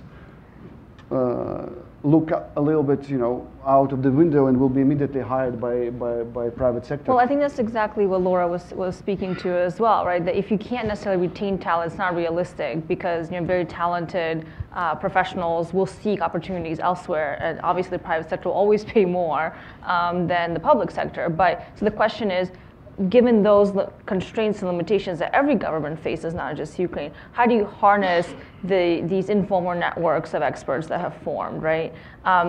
I want to go to the audience for some Q&A in just a minute, but I do want to ask Nikolay to chime in here a little bit. You work so closely on the analysis and tracking the forensics behind many of these viruses and attacks that happen in Ukraine. I'm curious to know, I mean, to what extent do you personally talk about information sharing and being part of this informal global network? Do you regularly communicate with other, colleagues abroad? Is this just part of your everyday, or do you find that it's a bit more contained to your colleagues in Ukraine or in neighboring states? Is this really a big global network that Laura has described? Okay, several points. First, Ukraine was planned to attack 2 more times at the end of the last year. It was prevented. Not everyone knows about it, but several knows. It was prevented due to the cooperation between private and government sector. Who is a private sector? There are 2 software companies, one of which is AV vendor, because it has tremendous view on the threats, and it spotted it and it shared. Thanks to this, in October we didn't have another blackout. It was planned on December. Another attack against oil and gas industry. It was also prevented, but in my opinion, it was just postponed. It was partially prevented due to that type of cooperation. So hunting the threats, it's like searching for a needle in a haystack. It's really hard. All we are talking about is just response. We don't have a proper response. We have no one to come to the ministry or to the middle company who was hacked and provide this assistance. Last year we had some sort of public-private partnership examples, but not Ukrainian government and Ukrainian private partnership, but Ukrainian government private and private sector of from in other countries. Like several specialists and companies came to Ukraine and rendered an assistance in investigating the stuff that happened. So really hard. When we are talking about the cooperation, we are just, it can be just declared that we need it, but in order to really prevent the threat, you have to do more. You have to not just set up the security operations center, deploy the sensors throughout the Ukraine and just see it's cool, but attackers are step forward on a different higher level, and now you have to provide this sensors, this SOCs with pure intelligence, the one like the Netherlands provided the US regarding the hack, but even in that case, it happened. They gained its goal. So how we do work, we try to be ahead attackers. We try to see what they plan and prevent. Only this helps. And from my experience, we just inform the government, inform the ministries, like you will be hacked in June, or you will be robbed in Friday after 12 p.m. But even in these situations, you face oppression. You cannot imagine how it's hard to deliver this message to those who have been compromised. The first phase is just they deny. No, everything is okay. But when you give more information, they have to agree, but they do not know what to do. And after that, something happens, either bad or good. If they trust you finally, they can ask you to help, but in 80% of such incidents, of such cases, they just do not trust you, and they are not ready to get this information. So before sharing, we have to make sure that while it's being shared, it will be perceived and properly processed by those who are under attack. So this is another problem we have in Ukraine. I mean, this goes back, I think, to your earlier point, Oleh. Just 10 seconds. Can you imagine that this whole discussion is about the cyber attacks aimed at disrupting the infrastructure and intelligence gathering? We're not even touching the area of data breach and personal information breach and financial fraud. It's just, it's just a question of like national security now, whereas there's a huge other, risks for personal finance, personal information, and so on. Yeah, of course. Which we're not touching on this topic specifically on this panel, but this bigger question of then how does this data become used in various other disinformation campaigns, et cetera. And now you have this merger of sort of disinformation campaigns and cyber attacks working together to disrupt politics in certain countries. And it is a matter of national security, as you said. But I do want to take you to the audience. We have been given until 11:05 for this panel. So there should be mics going around. Please introduce yourself. And please ask a question versus giving us a long lecture. The gentleman on the left. Yes. There should be a mic coming, if I'm not mistaken. There it is. So I'm Peter Chu from Galante Consulting Group based in Albuquerque. I wanted to pick up on something that Mr. Shymkiv brought up, which was the the way in which the FSB has this treasure trove of social media data for Kontakty and Odnoklassniki. And it seems like all of our discussion really pretty much has been about defense. But I just want to throw out this idea for consideration that there's also offense, right? And this kind of direct link to the FSB, and as long as Russia keeps its internet open, we can influence as well. With counter-propaganda.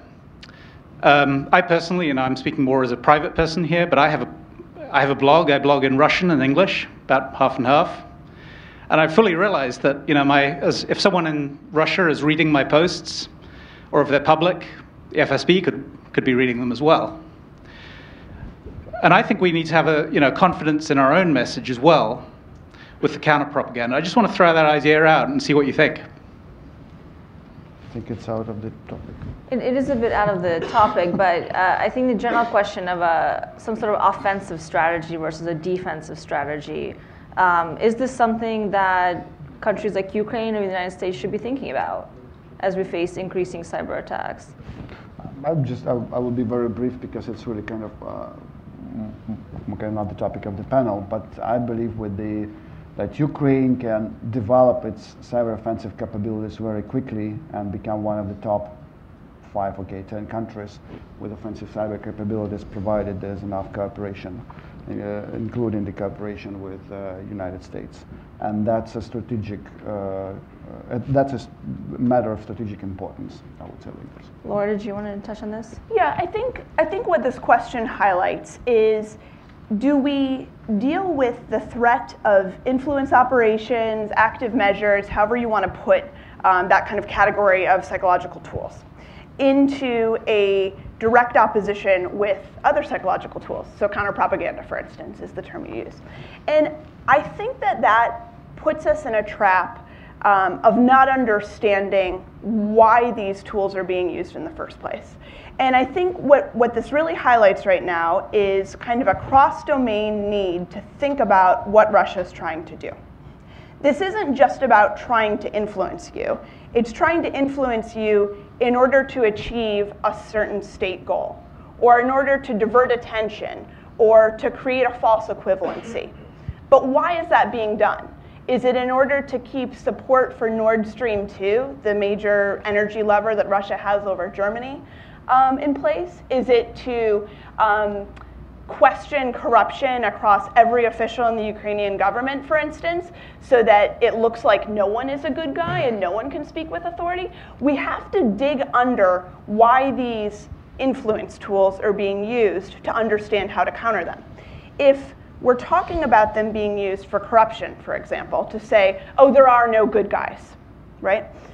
The way to counter that isn't to just have some sort of created counter-propaganda and say, no one is corrupt. It's to truly have an anti-corruption body that's working, like NABU in the Ukrainian case, right? And give it real teeth and actually root out corruption, right? That is the best counter to what Russia's trying to do in this space, in my mind. Well, I think what you're actually pointing to then is resilience, in a way more so than an offensive strategy where we have potential, open warfare in the cyber domain, which would probably long-term not benefit Russia or Ukraine or the United States, versus actually investing in institutions at home, whether they be in the United States. Some of the issues that I think Congressman Hurd described that we experience in the United States with polarization in the political space, et cetera, these are issues that we've been dealing with for a long time, and we'll still be dealing with whether the Russians interfered in our elections or not, frankly. And so I think we also have to come to that realization that some of these vulnerabilities are self-made, and it's really about reinvesting in institutions that will get us on a different path and will make us less vulnerable to future attacks of the nonlinear kind. And reinvesting in principles, I think, to be even put a sharper point on your good point. Yeah. Yes, thank you. Ma'am. Oh, sorry. Elaine Soreo, I'm with UACU, WIUU in Kiev, Ukraine. Thank you for this panel. And actually, my question relates exactly to the points that were just being made. The maxim, the best defense is an offense. It can be looked at seriously at multiple levels. I think what you were saying is accurately described. It's not a matter of one thing, it's a matter of a collective thing. And then what Mr. Shymkiv said about cooperation and legislation, and that's not just domestically in Ukraine, but of course globally with all the countries that have been working with Ukraine now. How do you see a greater offense being developed that sends the message to the well-defined source of the obstruction, the cyber warfare that's been going on, and the obstruction into systems, and labeling it for what it is very publicly, despite the fact that everyone wants to sort of dance around things sometimes, saying these things happen, these things happen, these things, ergo, this is, and we've defined the source at multiple levels.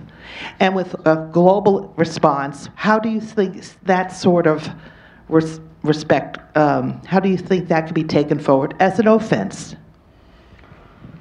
Who wants to take that? Nikolay. As per offensive capabilities, there are probably at least two types of those. Offensive capabilities of intelligence services, which are, I'm pretty sure, are being developed or are being used and applied because Ukraine has to provide intelligence and collect it in the cyber domain. And as per intelligence against, as an offensive against a, as you said, well-defined threat actor, I'm not sure if you heard, we have different groups, probably likely in US by community. They are labeled as hacktivists. They are being called as Ukrainian Cyber Alliance and other such sort of formations, and they try to gather real intelligence from the real influencers, from real movers and shakers, from the offenders, and the information is being provided, being translated into different languages and being published online, so we have a lot of such work being done on regular basis from day to day, and the information provided, it's really, it's not fake. This is information which is collected from the concrete attacker, and we need it for what? All the decisions we had to make, have already been made, and by Ukrainian government, by other allies' government. So we have offensive capabilities, I guess, all of them, and I don't know if it's helped. If you want Ukraine to attack attackers, probably this is also being done, but it's not sort of publicly shared or something like that. So right, I think in the open source domain, we likely probably don't see a lot of what's actually happening behind the scenes on the level of intelligence, and that's probably a good thing, frankly. Laura, I think you wanted to chime in. Sure, I'll try to take that on a little bit. I think the best offensive weapon that Ukraine has is its ability to build trust with the West on this.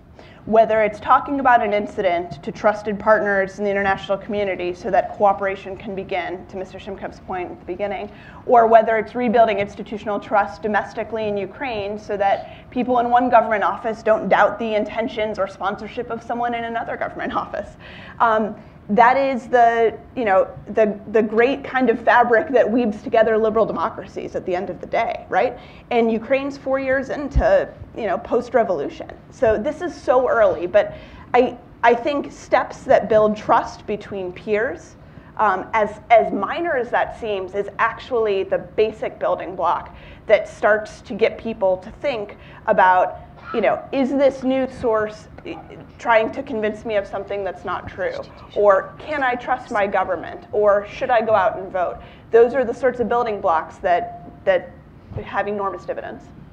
So I think Mr. Shymkiv wanted to chime in here since we've been talking about him a bit. Yeah, thank you. Just on offensive, I'm extremely proponent on building offensive capability. Why? Offensive capability gives you, first of all, good training on the defense. And that's something that we try on any teams. My team is doing red-blue teams, just training all the time. But when we're talking about offensive capability as counter-attack, we touching the subject of counter-aggression or response. So from one angle, building capacity puts you into the mojo mood, building your mojo in terms of fighting aggressor, and the aggressor knows that you have this capability. But in order to have offensive capability, you need to demonstrate it. So you need to find a guinea pig, where you demonstrate something that you can attack power grid and destroy it. But then, knowing Mr. Putin and understanding or not understanding his logic, what could happen is that your offensive counter response could lead to the physical aggression very quickly. Mm-hmm. And I think that's a question that politicians globally has not yet answered. So we're coming from the technical capabilities building to a political response. So a few hackers, very strong offensive, shut down a plant in Russia. I don't want missiles flying into Kiev, okay? Mm-hmm. Mm-hmm. So I want to put this also in perspective. But fact that demonstrating offense capability stops the aggressor, but also that requires a significant policy change in terms that attack on this frame, on this infrastructure could trigger the response, physical or technical, in this domain. Thanks. Thank you. I think what you're describing is perhaps a cyber deterrence strategy, right? That you have to be careful. Deterrence only works as long as your adversary thinks that you have the tools and will be ready to use those tools if the adversary takes a certain action. But that also is a fine balance to strike, of course, particularly in the cyber domain, which is not as clear-cut perhaps as the conventional space, the military space. But thank you for that intervention. That was really, I think, valuable and important. Let me take another round of questions. I'll take a few at a time. Gentleman here, I see Ilya there, and the third one here. So 1, 2, 3. Thank you. Michael Dotsenko, U.S.-Ukraine Business Council. I think, first of all, everybody needs to understand that the government of Ukraine, the various governmental entities, have done a lot in the 4 years, because when we were conducting, our members were conducting seminars and workshops back in 2014, people were with clear conscience saying, well, we got Windows firewall and we got Kaspersky antivirus, we have nothing to worry about. I think that changed radically now. But looking into the future, Ukraine is supposed to be adopting a lot of EU legislation. EU is launching, I guess is maybe the right term, general data protection regulations in May of this year. That's going to put a lot of work for the EU companies working in Ukraine because they need to comply because they're EU-based companies. But when it comes to any export of services, especially from Ukraine to the EU, that's going to be a major challenge. We had a couple of events in Kiev on that, and it looks like the government of Ukraine is not really moving on that, neither in preparing specialists nor in thinking about changing the legislation. And the companies in Ukraine, Western or Ukrainian, are starting to move very slowly on that. Any comments on how you see the preparedness for this and the lack thereof, maybe? Thanks.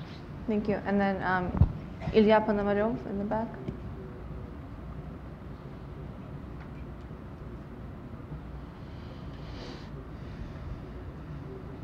Hello. I have a two precise questions.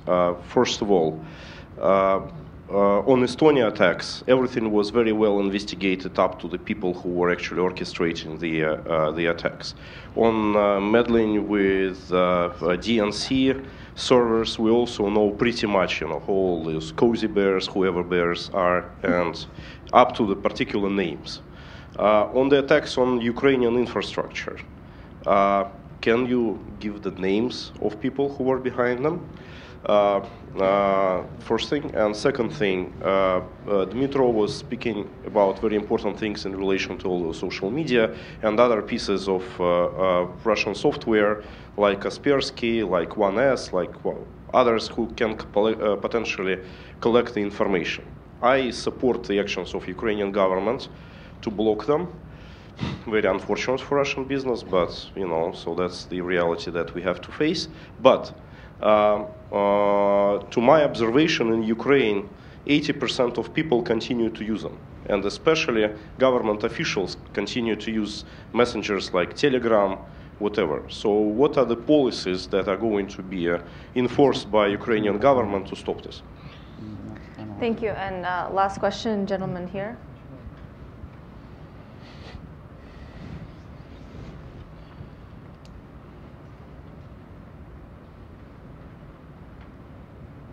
Yes, hello. My name is Chris Bing. I'm a reporter with Scoop News Group in DC. I just wanted to touch on a comment that was made there at the end regarding 2 failed operations that occurred in October of last year. I think, if you could shed some light on that, that's important. One, because it shows that defenses are capable of stopping these sort of things. And 2, it just shows the continued persistence of these types of attacks. Thank you. Thank you. So let me start backwards with Oleksandr. Each of you have about a minute to answer whatever parts of those 3 questions you would like. So Oleksandr, let's begin with you, and please, just 1 minute. На первые 2 вопроса отвечу. I'm going to answer first 2 questions. Украинские производители и компании могут поставлять свою продукцию за рубеж. Yes, Ukrainian companies can provide their services to the West. И проводить качественные научные исследования. And conduct high quality research work. В этой области. In this domain. И опасаться украинских продуктов, на мой взгляд, не стоит. So I don't think that there should be any worries about the quality of Ukrainian products. На данный момент трудность для украинских производителей – это прохождение системы сертификации и аккредитации через органы соответствующих стран. Currently, the main challenge for Ukrainian producers is the certification and accreditation with the authorities, with the governments of the corresponding countries. Это дорогой процесс. Which is quite an expensive process. Но украинские производители могут преодолевать и эти вопросы, и в этом смысле украинские продукты будут безопасны и полезны для других стран. However, Ukrainian manufacturers can deal with this issue, and they can provide safe and secure products for good quality products for these countries. Относительно социальных сетей и государственных служащих, мое мнение такое. And what concerns the social networks and the government employees who use them, I would say the following. Действительно, опросы показывают, что многие остаются работать в социальных сетях, там, Одноклассники, ВКонтакте. Последние соцопросы среди молодежи поставили цифру 98%. Indeed, many polls indicate that people still are actively involved in the classmates.ru and the VKontakte. The latest poll showed that 98% of people continue to be present there.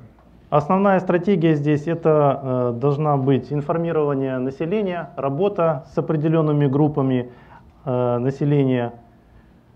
And our main strategy to dealing with this issue is education. We need to raise awareness with the specific social and age groups of population. Второе, предложить реальную альтернативу на украинском рынке этим социальным сетям для определенных групп населения.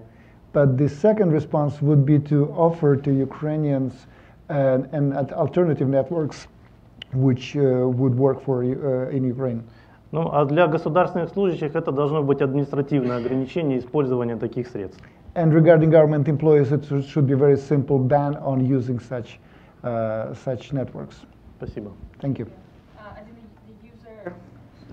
the user question is huge, whether it be in Ukraine or the United States. People continue to make errors, to open phishing emails, etc. And this is how most of these kinds of attacks actually spread. Laura, please, any of the questions that were addressed? Just one point on the question about the NotPetya and maybe Bad Rabbit from this fall. Those were attributed by at least CIA publicly in December? Yeah. Yeah, December, recently, so to the Russian military. So that is clear at least.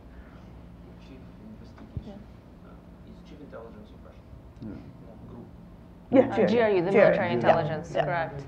I'll pick up if there's any other questions. Okay, Nikolay? As per the give me the names, while I was flying here, I was watching the movie The Foreigner with Jackie Chan. It was also about give me the names. So I don't know if there are some names regarding the actual executors Or whose names do you mean while asking for names? Executors or those who ask for this activity? Probably not. Yeah, a good start would be to have the whole picture of the threat, its TTPs, its intentions, and that's fair enough to start in Ukraine, taking into consideration the recent deployment of several SOCs under the different authorities. So it would be enough. So I don't know if there are concrete names. As per the two attacks I was mentioning recently, one of the attacks was planned to be as a Medoc-like attack. The software producer was compromised, and the signal from big software company, probably who has very good view into the computers and other stuff, it was prevented thanks to the signal from them. And another, as I said, it was directed at the oil and gas industry, but like my opinion, it wasn't properly prevented, and probably we will come again to this question a bit later, probably in spring or something. So nothing special regarding those attacks. The crux of this is to spot this activity, and the like instruments used and approaches used are the same as used before. Like even not specific malware may be used, but some some software which is on board of a regular operating system. So I don't know what else I can tell you about this, but the fact is that some sort of covert public-private partnership resulted in sort of more or less happy end of the year, because this is the first year since like 2014 we had no major cyber attack, disruption, blackout, so could be celebrated at some point. That's an incredible statement that 2017 was the first year that Ukraine didn't experience a massive critical infrastructure attack. I didn't want to put an evil eye on this, so I don't want it to happen. I don't want to cause it, but yeah, the fact is, like, if we judge by facts, nothing happened yet. At least at the end of the year, so. But I also think, since I think you said you were a reporter, there's not very much information about the attacks that don't happen, right? The ones that are prevented. And I think that would be interesting to learn more about, specifically from Ukraine's experience. So I hope you'll write that story up. Very quickly. Yeah, just real quick. You mentioned previously when you spoke about it that it had to do with a blackout or the grid. The first case you were addressing there, the non-oil and gas one, when you spoke about it the first time, you were mentioning, if I understood you correctly, something along the lines of the grid. Was that first case the compromised software vendor? Did that have to do with the energy sector? And then the second point, you said a major AV provided the tip. Can you name the AV? No, of course not. I'll let you have this conversation after the event. I want to give you the final word. Yes, thank you very much. First of all, GDPR. Ukraine is not GDPR ready. Europe is also not GDPR ready. Okay, so Europe is rushing to become GDPR ready, but it's a very huge issue. The second thing regarding a very quick remark regarding offensive cyber, I completely support Mr. Shymkiv here. Really need to differentiate between information operations and counter operations and cyber operations. If your organization is hijacked by hackers and you launch an attack and they have offensive power and I shut down your organization as a counter attack, and you're not guilty even, so you were hijacked. So the third thing regarding the attack, just a quick remark, I can reveal one of the cases because it was the case investigated by ISSP Labs, and it was called Crystal attack. And we informed a lot of labs, and you can now, it's now public, and Cisco Stalos lab directly referring to this research. You can also find it on our website and read about it. It was in July 2017, the same attempt as with Medoc. It was the attempt to compromise the software of Millennium Finance called Crystal. And and the last, but probably not least, We really have to think how to better facilitate the cross-border partnership on a governmental level, on a private level. We should think not only about enterprise level, we should also think about SMEs. You know, in Europe, 80% of SMEs experienced cyber incidents indeed at that level. And this is the main, and SMEs are the main vector to get into the enterprise, and then as we all know, and the key area where we could really start and boost the cooperation is, of course, education and experience sharing, and that's a crucial area. And all these numbers that I heard, the number that U.S. is lacking something around 300,000 cybersecurity professionals now. And the world combined would lack 1.5 million probably by 2020, and that's a huge issue, and we need to address it going from the schools and onwards. And this is where we all need to join forces, because too much competition and too much rivalry among existing players, and sometimes we face when some companies and even big names are rushing with conclusions just for PR purposes, that they like investigated that attack, and it hurts the investigations, it hurts tracing and hunting the threats and hunting the adversaries. And we need to really think about how we get better in all these domains. But I believe we will succeed anyway, so the light side will win anyway. So on that very uplifting note, please join me in thanking our panel for this conversation. And now I think there's a 5-minute break before the next panel.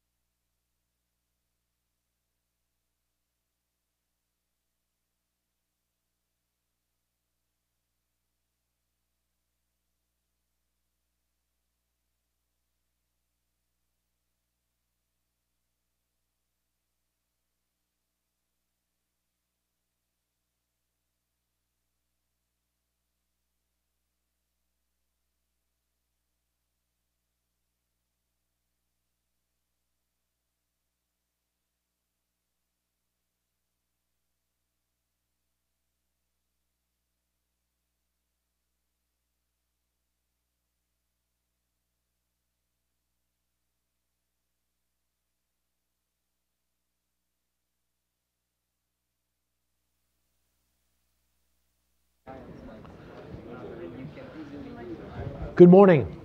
My name is John Herbst. I run the Eurasia Center here at the Atlantic Council. We've got a wonderful panel for you right now, and we'll get started right away since we're already over time. Immediately on my right is Frank Kramer. My left, excuse me, Frank Kramer. To his left is Hatuna Mashidobadze. And then we have Ken Gears on the far left. You have their bios, so I'm not going to read them. I'm going to launch again right into the conversation. I will start on the far end with Ken. Ken, I'd appreciate your assessment of Russian cyber capabilities and Russian goals and use of cyber.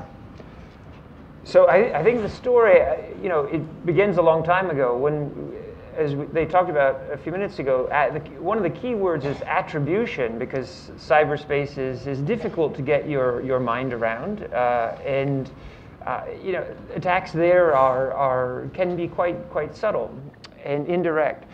But let's go all the way back to the 19th century, I think. In Tsarist Russia, right, there was already a failed coup, failed assassination in 1866 of Tsar Alexander II, which led to the Okhrana, the secret police in pre-revolutionary Russia.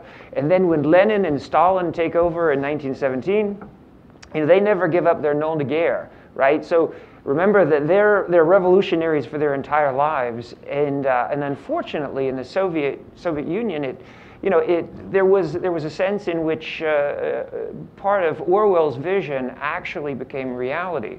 There's one of Stalin's favorite pictures of himself has been airbrushed at least 4 times with people in the picture disappearing, right, who had been killed and then removed and become non-persons. So there's a little bit of a political background. And if you think about technology, the Russians are very good at math and science. So there's a spy museum right near here. If you haven't seen this, something called The Thing, you really need to. It is something that sat above the US ambassador's desk in Moscow for years. And it was a present from the Soviet pioneers, school children, right, and in 1945, before the end of the war. And it's a technical marvel. So it's a wooden seal of the United States put above the ambassador's desk. Inside was a cavity that would bounce voice communication in the room onto a radio frequency that could be picked up elsewhere in Moscow. And it was passive, and still it could be turned on and off remotely by its handlers, right, on the Soviet side. It just is brilliant, and it took us years to figure out. And that was before the end of World War II. So, if you move forward, the issue of attribution is fraught. But I would submit and suggest that actually Russia has the largest body of evidence in literature, right? If you think about The Cuckoo's Egg from the mid-1980s, this is probably the best book on cyber defense that exists. And it was all about University of California, Berkeley administrator chasing 75 cents counting error all the way back to Moscow, right? In the 1990s, we have a multi-million-dollar counterintelligence cyber investigation called Moonlight Maze in the United States. Again, best guess is it's the Russians, the same effort. Now, countries, they do cyber espionage, right? Russia is not the only country engaged in this. The fact is that the internet and cyberspace sort of have laid the foundation for a very post-nation state planet Earth, right? And so I don't know how long it's going to take to get there, but they are chipping away at sovereignty and jurisdiction every day. And so elections, for example, are a good example. Clearly in Ukraine, there was an election targeted in 2014. In 2016, U.S. intelligence community says the Russians targeted our election. Next year, what's coming up in March, right? The Russian election, which is interesting to watch because there's really not much in the way of a challenger. But if you're going to hack foreign elections, you're probably going to hack your own election as well. And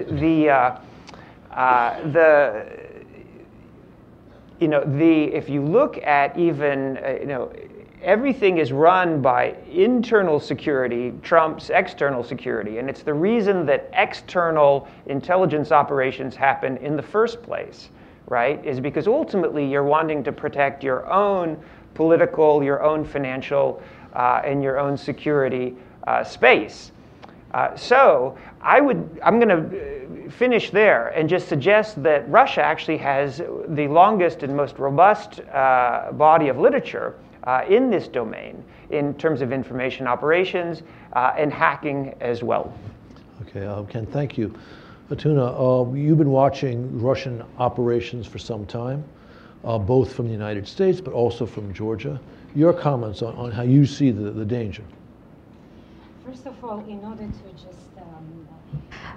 see how dangerous Russian cyber warfare is, we have to just understand how Russian information warfare works, because cyber is one of the components.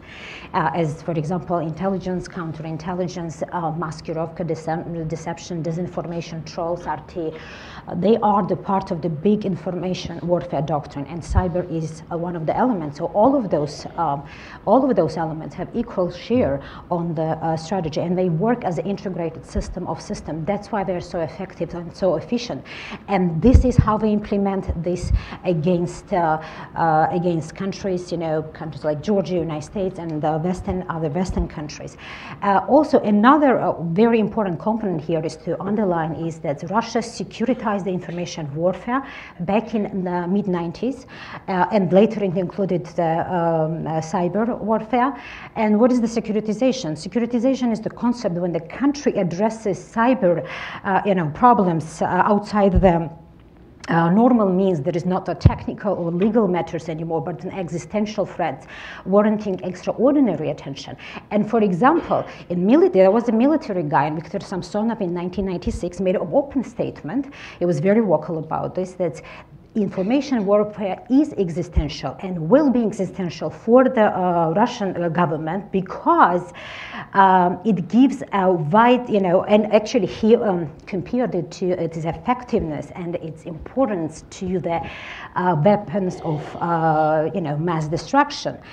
That was the military guy talking about it in 1996. And then fast forward, we had the Gerasimov doctrine. What Gerasimov actually is saying that Russia is very unhappy about the existing situation, about the existing status quo and international order. And what they have to do, they have to, shift their attention to the information space, because this is the space that they can defeat enemies and reduce the fighting potential of the enemy countries. That's also very important things. And when I say about that Russia they don't compartmentalize like we do, for example, in the Western world, that whether it is a cyber warfare or no, it is electronic warfare. They don't think like this. This is not a Russian concept. It is effective and efficient because it is an integrated system of systems working together. For example, I'm going to tell you, here's one example with false flag operations that Russia used for the combination of the cyber attack and the deception. Attack on the TV Monde 5, French TV Monde 5, that was very, the hackers claimed that we were the cyber caliphate. Indeed, they were not a cyber caliphate because they used the same TTPs, same attack vectors, same SEDNIT malware, same registrar and same servers that was before used by the APT-28. And and you mentioned about the Georgia. In Georgian case, it was the first ever combined kinetic and cyber attack, but it was not as they tried. Russian hackers tried to reduce Georgian government's ability to communicate with the Western world and to deliver their story and their message. And from the beginning, we were pretty successful. But remember, back then, Georgia's dependence on internet technology was just at about 8 to 10%. So Georgia was not affected as much as, for example, Estonia was affected, because Estonia's dependent on internet technology was very, very high. But now the situation changed drastically in Georgia, and we are heavily, heavily dependent on internet technology. And God save us, I mean, if something happened like this, that would be, would cause a devastating result for the little countries. And one also very important thing that I would like to mention here is that Russians are improving, and it's cyber element, improving their cyber capabilities, and we see some of the examples. For example, if we just look at the development and evolvement of the black energy malware, what kind of the characteristics and TTPs and attack vectors it has, what's where mostly it's concentrates hackers behind it concentrate against the critical infrastructure and especially the industrial control system and the media. For example, one of the big media conglomerate was affected severely in Ukraine, and we see, apart from the black energy malware, we see the heavily growth sophistication in case of the, for example, the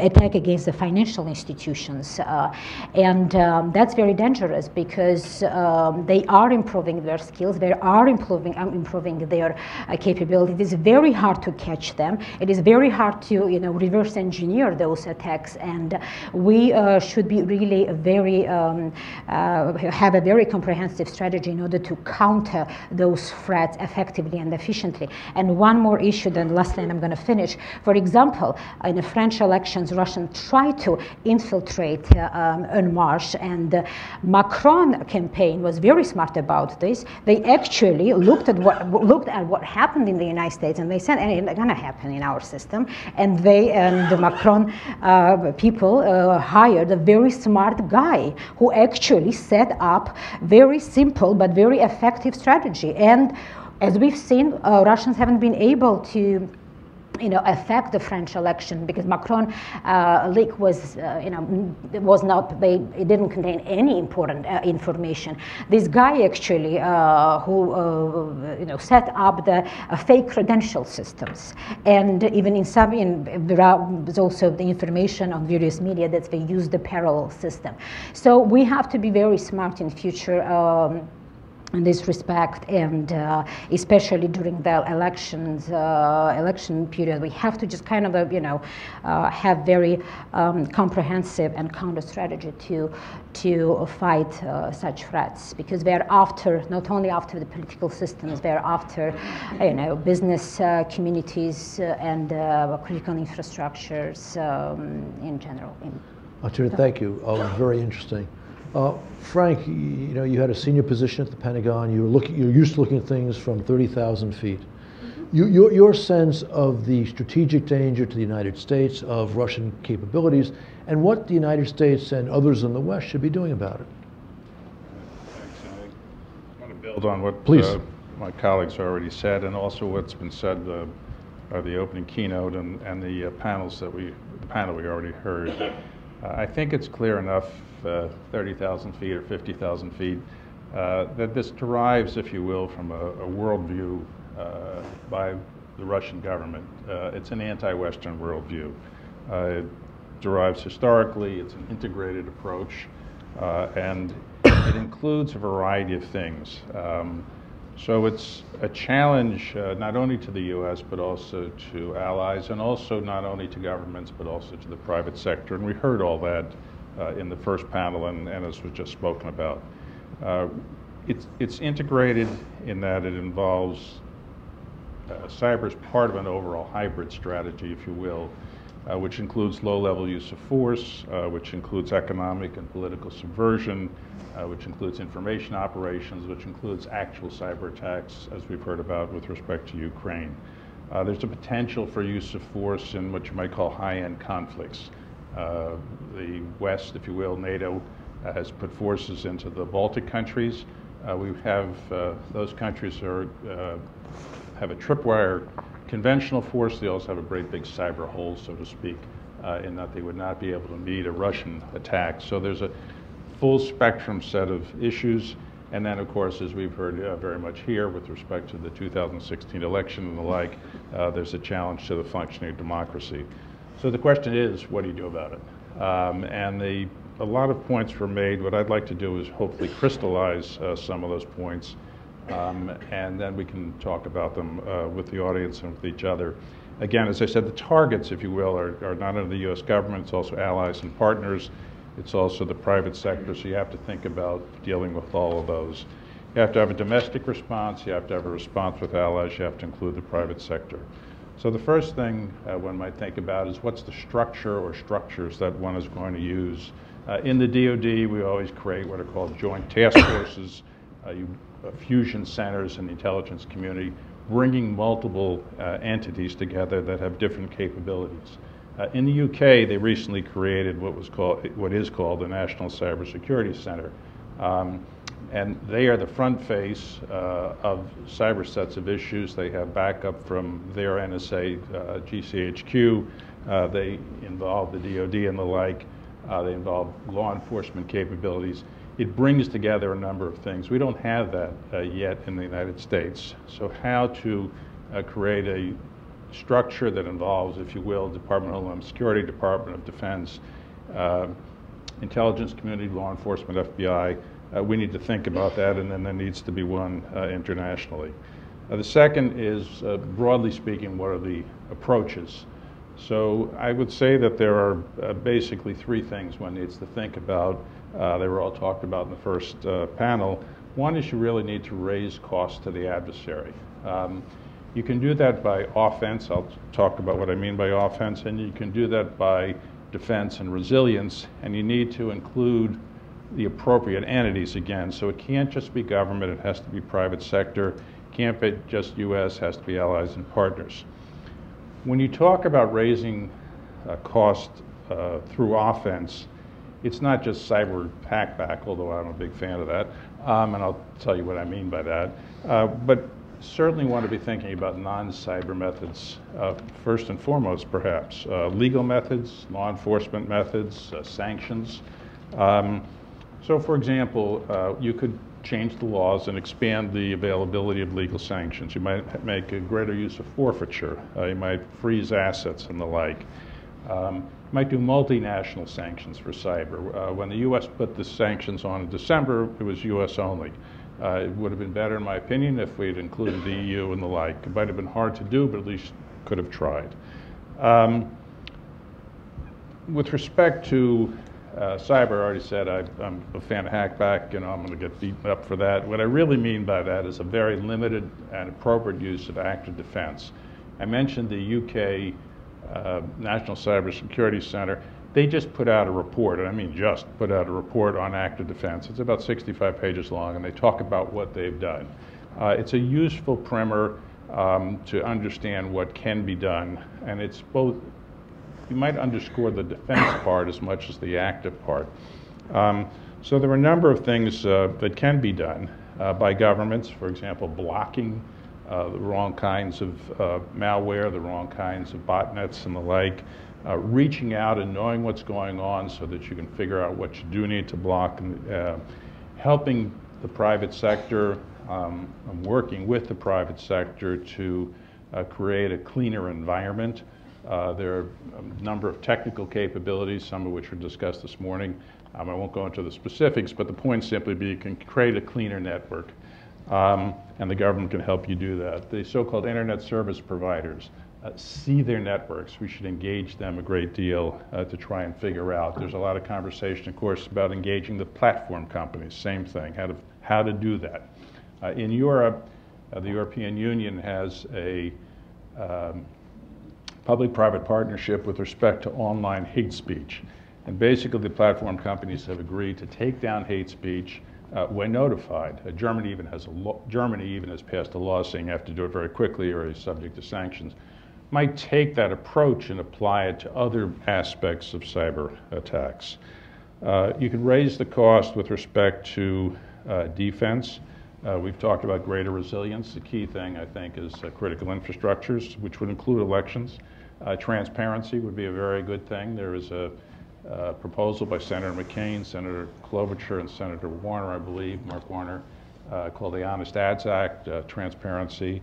And then as we do these kinds of things, we ought to work with others, and there's a lot of discussion this morning, of course, about working with Ukraine, but also working with NATO allies, working with partners in the in various parts of the world. So those are a broad set of ideas, and let me stop there, John.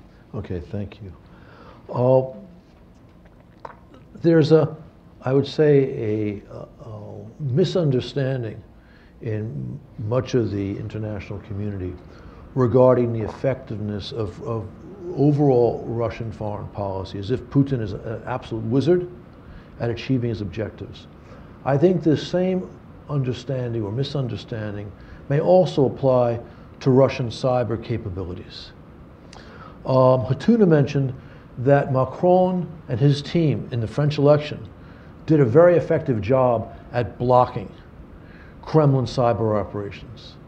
So my question for the panel is, how good are they?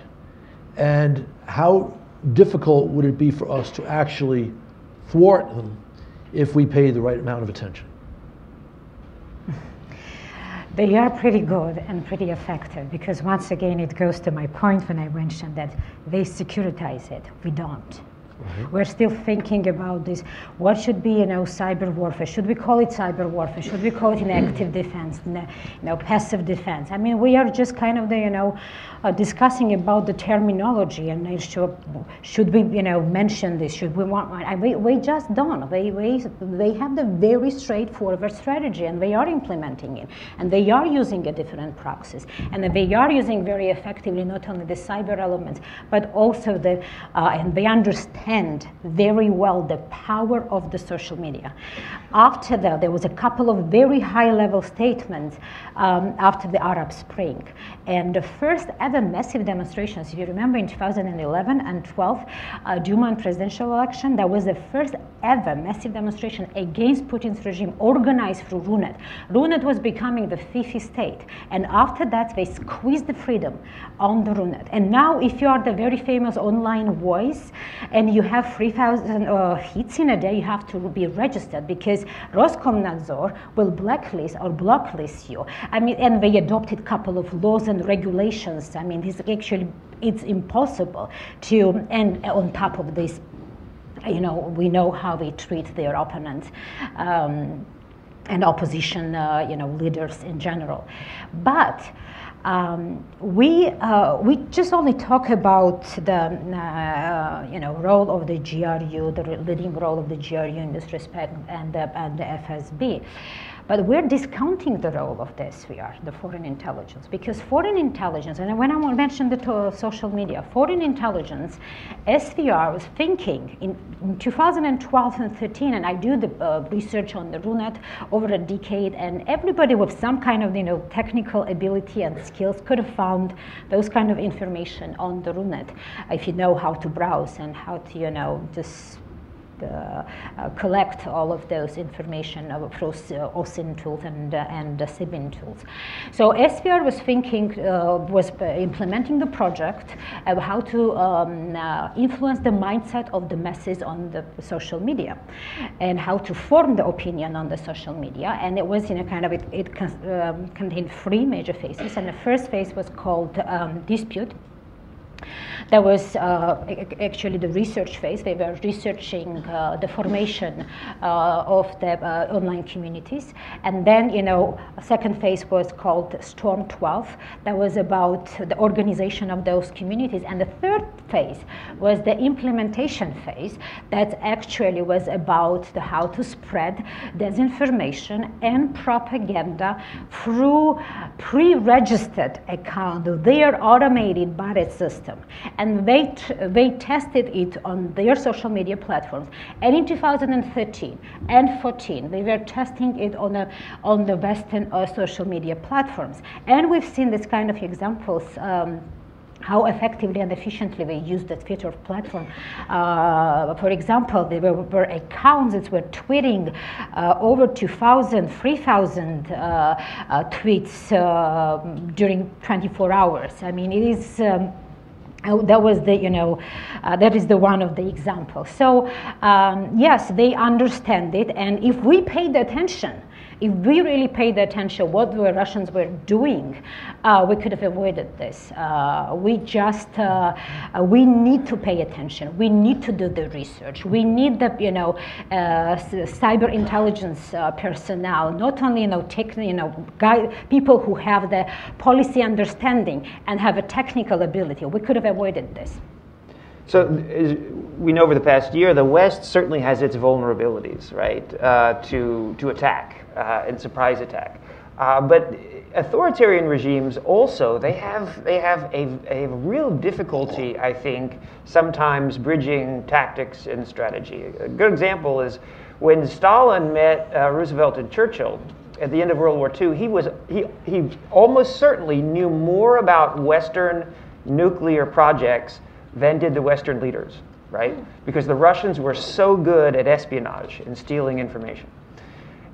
At the same time, Stalin, despite overwhelming evidence, refused to believe that Hitler was going to invade the Soviet Union until he did, right? And so it's interesting that I think cyberspace today looks a whole lot more like democracy somehow than it does autocracy, right? So I think in the West, we do need to be a little bit patient with Russian politics and Russian information operations. Not that we should sit still, but the internet and cyberspace are also coming for Putin, right? And so we, do no harm should come before massive counter propaganda, for example.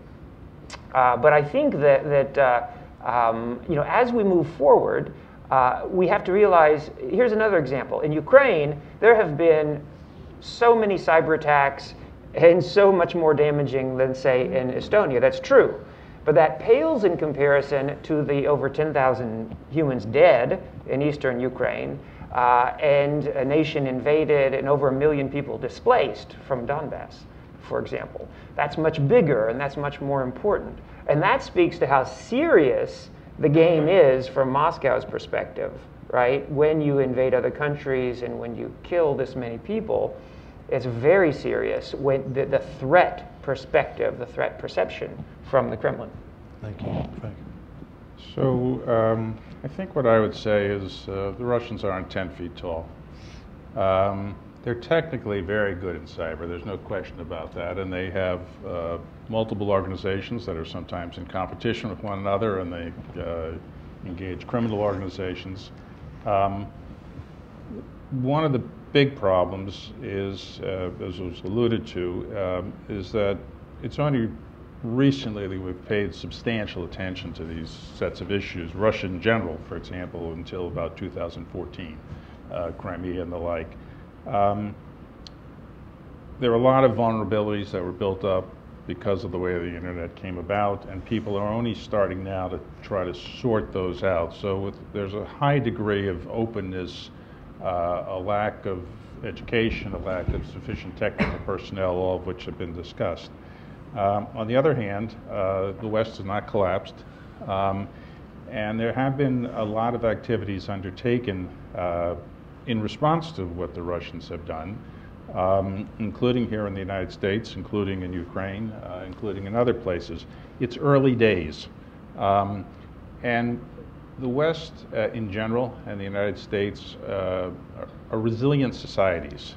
And the key is, if you're in a fight, not to say, woe is me, but to get in there and fight. So we need to increase our overall attitude towards resilience. A good example of a nation that does a very good job about that and has lived close to the Russians for a long time, of course, is Finland. And if you talk to the Finns, their first line of defense is the individual and the individual resilience. There are many things, of course, that we ought to do technically. There are many things, I mentioned some already, that we ought to do politically and organizationally, legislatively. I think those are all important.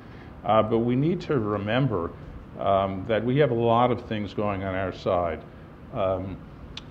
Gerasimov was mentioned. If you read actually what he wrote, he was talking about Russia, but he actually was talking about what the West had done to Russia, and then, therefore, what Russia ought to do back. Color revolutions are all on our side. So we need to not despair. We need to make sure that we do take steps. I already said, this is a strategic danger. It's non-trivial. There are lots of things going on, but I think we really can do a lot more and a lot better, and we ought to think that way. Okay, there are two threads I'd like to develop, but first one is somewhat technical. And I am not an expert on cyber, so what I'm about to say may be nonsense. But it seems to me that the great developments in technology, which has created this capacity, the internet, social media, has advantaged free societies, because essentially for this stuff to be used most effectively and to develop at the fastest clip, you have to unleash human potential. Now, if what I've just said is right, does this mean that we have a natural advantage? Because certainly one thing that Putin has done in Russia is to clamp down on activity across the board. So any comments on this? Sure. So there's three basic kinds of cyber attack, right? There's stealing information, blocking information, or manipulating it, right? So you can classify these things to better understand it. Think about the ease with which Cyber Command could shut down North Korea, right, if it came to a real war. And the reason is there's relatively few nodes which are easier to surveil, to block, and to monitor and manipulate. So when you're looking at the West from let's say from Iran or from Russia, you definitely sense a lot of vulnerability, a lot of targets, but that's also precisely the point. There are far more targets, and there's so much more depth. And we possess the strategic depth in cyberspace in the same way that Napoleon and Hitler, when they invaded Russia, they found that Russia had immense strategic depth in traditional space. It's flipped in cyberspace, right? An autocratic regime, a dictatorial regime, will have fewer nodes that are easier to manage. That's an interesting point, your discussion of strategic depth. I think another example of how a free society has an advantage is work being done actually in my area, where you have Bellingcat in Britain, and you have the Democracy Lab here, private citizens going out and doing serious geopolitical work, damaging Russian cyber efforts and disinformation efforts. Okay, Frank. So just to pick up, I think broadly speaking, what I would call innovation, the United States, the West, I think, has an advantage. But it's good to remember the Russians are really very capable scientists and the like, so they are not, it's not 100 to 0. Please continue. And if you go back historically, for example, Cold War days, they had very, very good forces, very capable tanks, submarines, airplanes, etc. Maybe on a one-on-one basis, as were better, but they were a serious threat. So I would say long-term and etc., as I've already said, the West has advantages, but the Russians are consequential in their capabilities, and if left unchecked, would be a serious problem. I have never been accused of being Pollyanna. And I agree with everything you said, but I just want to broaden the point I've made. It's true, the Soviet Union produced world-class weapons at the expense of everything else, and the regime collapsed. Mm-hmm. You have something analogous, not the same, but analogous going here. You're right. I mean, Russia has produced among the world's greatest mathematicians and scientists, which has not turned into a great Russian information industry, world class. I mean, I have individual here and there, but not a whole industry. And some of that great Russian talent is sitting in Silicon Valley, precisely because of the problems of the overall regime. Okay, I think we've exhausted this topic, given the amount of time we've got. Second point, which has also come up in comments of all of you. In a sense, Russia has stolen a march in the cyber area because they've been paying attention and we have not.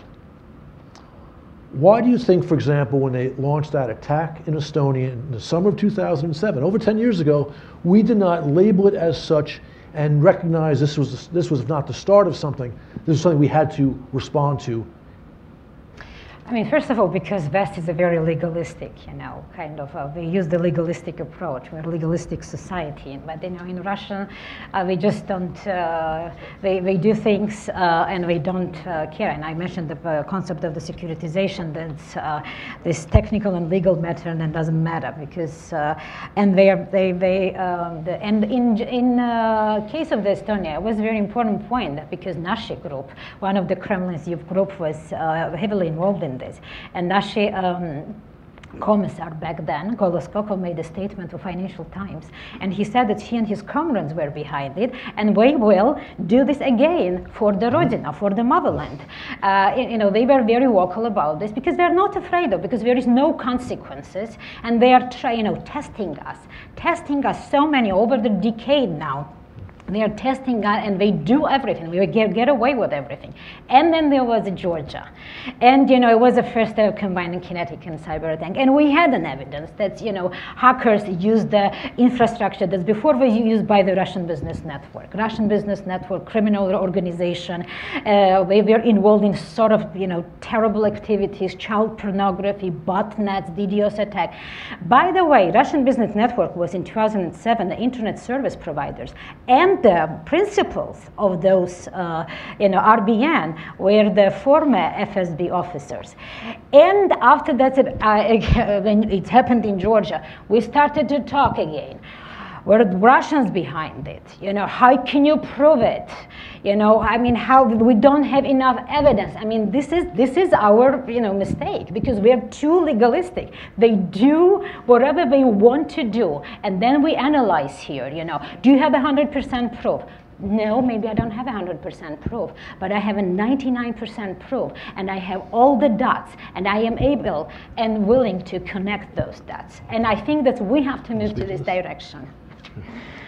Okay. Okay, Frank.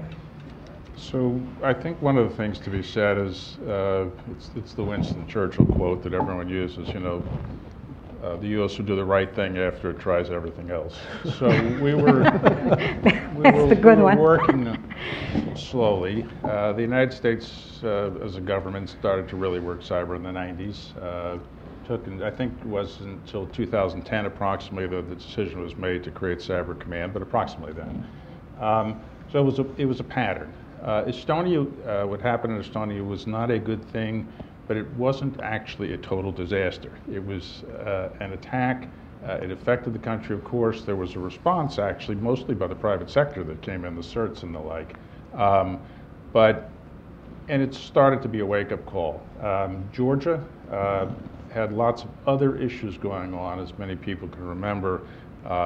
Conversations about, there was no question about the Russians invaded and whatnot, but there were a lot of questions about who started it, et cetera. And Georgia isn't inside of NATO. A lot of legalisms, just like was pointed out. So it took a while to get things going.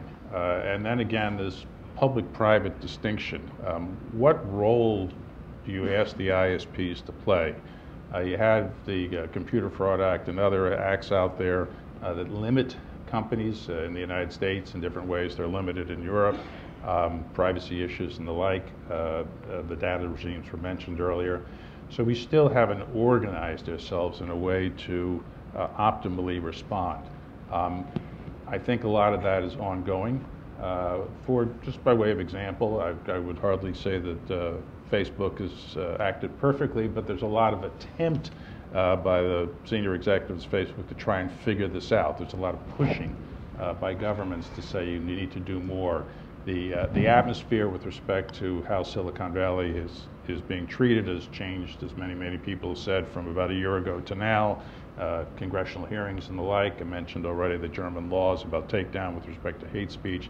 So we're in a period of major transition. So I think the question is to keep that transition going, to start to try and figure out what kinds of things will actually be effective, to say that you're in a fight and that we're going to be in this fight for a long time. I mean, This is only one element of what the Russians are doing. And we're focused here, of course, in Russia. There's a whole set of activities in other parts of the world, whether it's ISIS and their sets of use of the internet. China has a hybrid strategy and the like. So we, certainly from the United States point of view, we need to take a look completely around the world as to what we're doing and not just limit ourselves. So, I'd say one thing, you know, in definitely with information operations, there's certainly an element of Pyrrhic victory as well, right? And so about 10 years ago, over drinks with a group with Jaak Aaviksoo, the defense minister of Estonia, he raised his glass and he said the one person to whom he really owes a case of champagne is Vladimir Putin for having attacked Estonia, right, in cyberspace. And in the same way, in Ukraine, if the goal somehow was to eventually win the hearts and minds of Ukrainians, you would think that it was a failed operation relative to Ukraine. If indeed Kiev, as Putin has said, is the mother of all Russian cities, right? That's probably no longer the case. And so, you know, so looking forward, you know, information operations, you know, they may have a ephemeral value to them, right, moving forward. And so we shouldn't let the shine and the glitz and the bling, you know, may not last long.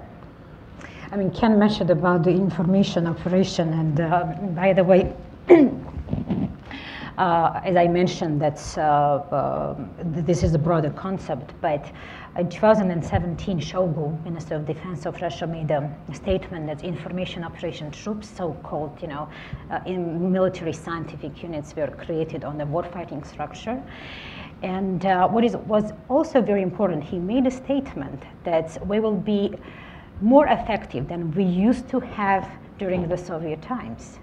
And propaganda must be smart, effective, and efficient. In other words, those information operation troops will not be only in charge of the cyber operation, but they will be in charge of the disinformation and propaganda campaign. So that's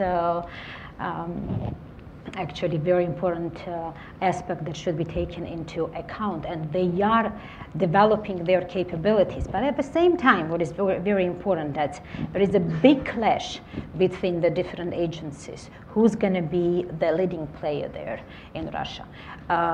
Big clash between the FSB and GRU and even SVR, and this because of the overlapping functionalities, because of the money and the power. And if you remember, you know, it's not something that they love each other and they had a fun. For example, a couple of years ago, there was if you remember, if you know this website, warfile.ru, a bunch of information about the GRU agents were posted, all the names and their locations and everything. That was deleted in 5 minutes. And actually, Shoigu himself was so pissed off that he launched his, you know, GRU launched the investigation, and they, you know. They actually found out that that was the operation of the cyber center of the FSB. That's you know, this is very, it's not something that's, you know, all of those they are. And the CrowdStrike, for example, when they did a report about the APT28 and APT29, those two groups acted independently, and APT28 is associated with the GRU, APT29 associated with the FSB. That's a really interesting anecdote. So let me ask the simple question that flows from that. Would you say competition among the strategic services in Russia in this area is a net strategic plus for the Kremlin or a minus? It is, you know, that the power of the FSB increased when Putin came to power.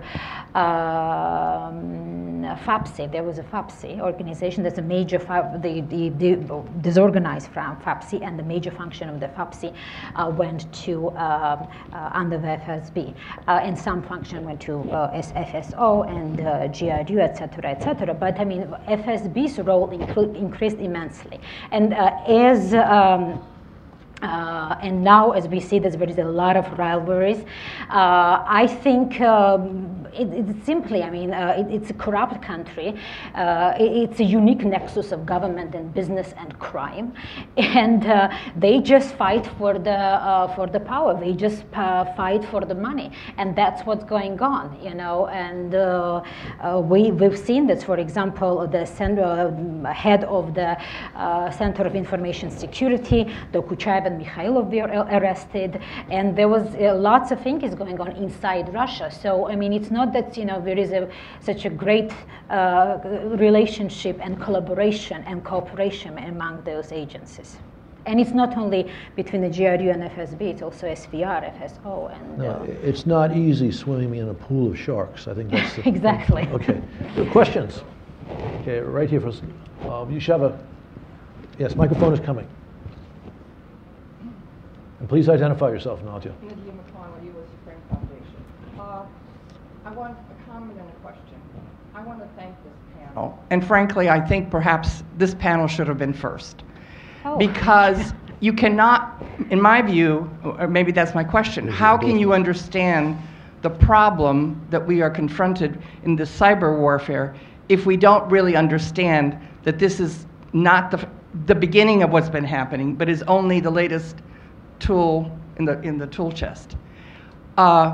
So my question to you is, can you really develop a strategy for fighting this cyber warfare without having this deeper understanding of where this fits and what has been going on for decades? We can't, and I'll explain why. Because in the Western countries there was a misunderstanding about the information warfare, and I think that now we are starting understanding how it works. You know, after what's happened during the U.S. election, in French election, in Ukraine, that's the most important element. First of all, to understand it, to learn it, and based on this understanding, develop the counter strategy. How to fight those threats. That's the important issue and the key issue. And we have to just stop these shenanigans about, we can't prove this 100%, and all of those very legalistic approach. I know it's in our DNA, and we always want to, debate about this. But I mean, when we debate, about the green men in Ukraine, who started war in Georgia, who were behind in Estonia, what about, who was behind the Karbanak activities, who was, behind the money taker operation that is more sophisticated than the Karbanak. Karbanak already was very. I mean, we have the infrastructure. Yes, attribution is very challenging. You can't solve it 100%, but we know. We know what kind of infrastructure they are using. We know what kind of there are some similarities with the TTPs. We have to just look the broader picture. If we don't look the broader picture, we're gonna fail, and we're gonna fail terribly. And I hope that we're waking up, and we need also very important thing. We need a collaboration and partnership. There should be a government-business partnership. Definitely, that is the key. And now you mentioned about the social media, for example, how to fight the automated bot system. There should be algorithm, and I'm sure they have algorithms just to figure this out. Use it. And learn from the previous mistake, because election is there will be next elections, and we will use those platforms as they used very effectively before. So we need Facebook, Twitter, all of those companies, and I think that there is some kind of the step forward, and they are and there are some attempts of the collaboration in this respect. So and one of the great example also is how this French campaign actually were effective to counter the Russian cyber espionage campaign. At some point we have to learn, and I think that we're going in this direction. And the most important thing is understand it as it stands, as is an integrated system, how it works, and understanding how they use this doctrine against their, as they say, prospective enemies. So I think the answer to your question is we can solve this problem, but you don't solve some types of problems perfectly. We haven't gotten rid of crime, for example, but we have some very good law enforcement agencies, and crime is relatively down. We can make this less of a risk. I mentioned the UK's National Cybersecurity Center. It's a good model. NATO just recently at the November Ministers of Defense meeting agreed to create something called the Cyber Operations Center. Its precise mechanism and working is being worked out as we sit here. But that means that cyber is now integrated into the overall NATO sets of operations. That's vis-a-vis high-end conflict. It doesn't deal with, per se, the hybrid sets of issues. We need to do something, as was just pointed out, with respect to the private sector. A few of us have written, we proposed something called an International Cyber Stability Board. It's just a made-up title with maybe a number of like-minded countries.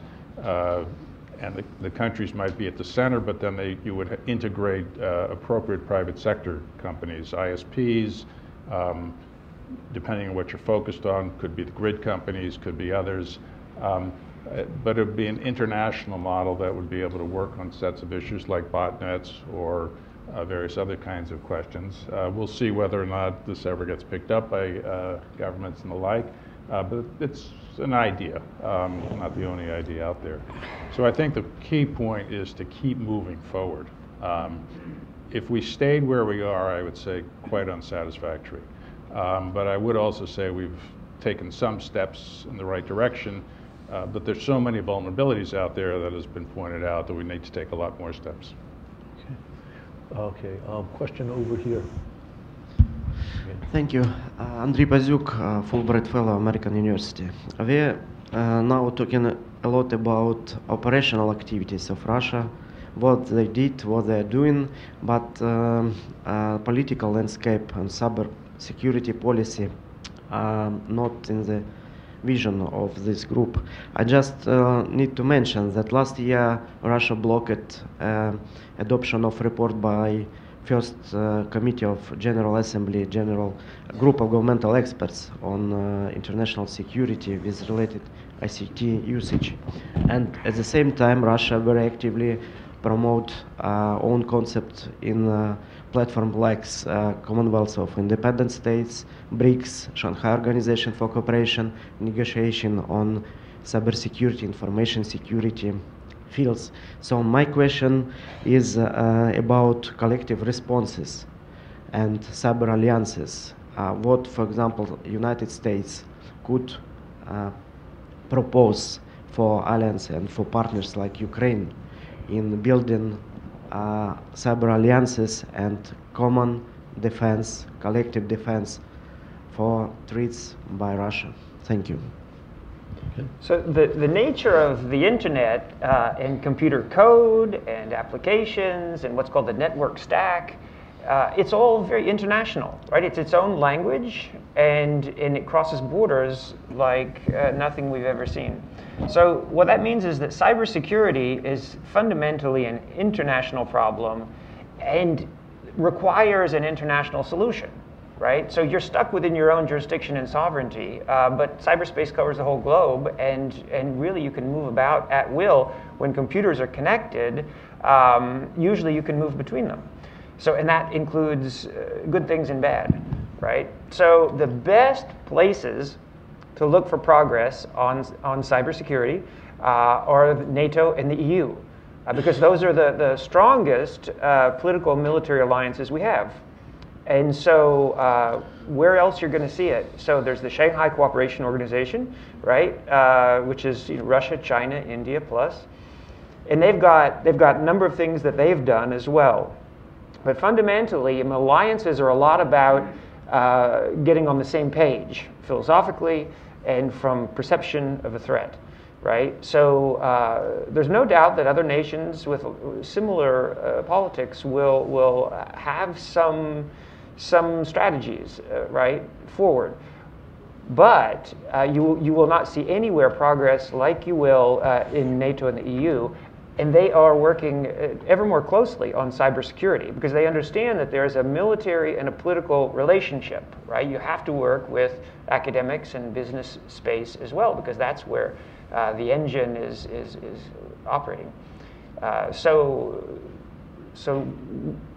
as for example, the Tallinn Manual, which looks at international laws, it applies to cyber warfare and NATO, they're saying all these laws already exist. We have good laws. We just need to update them and reinterpret them for the internet era.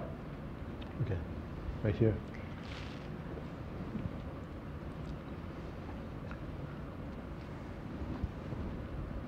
Thank you. I'm Paula Stern, associated with the Atlantic Council and my own consulting group. Thank you for a wonderful presentation the entire morning. I'm going to be provocative. I tend to do that. Coming in, I heard the repetition of the speech that President Trump made yesterday, saying that those who did not clap for him at the State of the Union were treasonous. Yes, we call it treason. He went on and said it several times.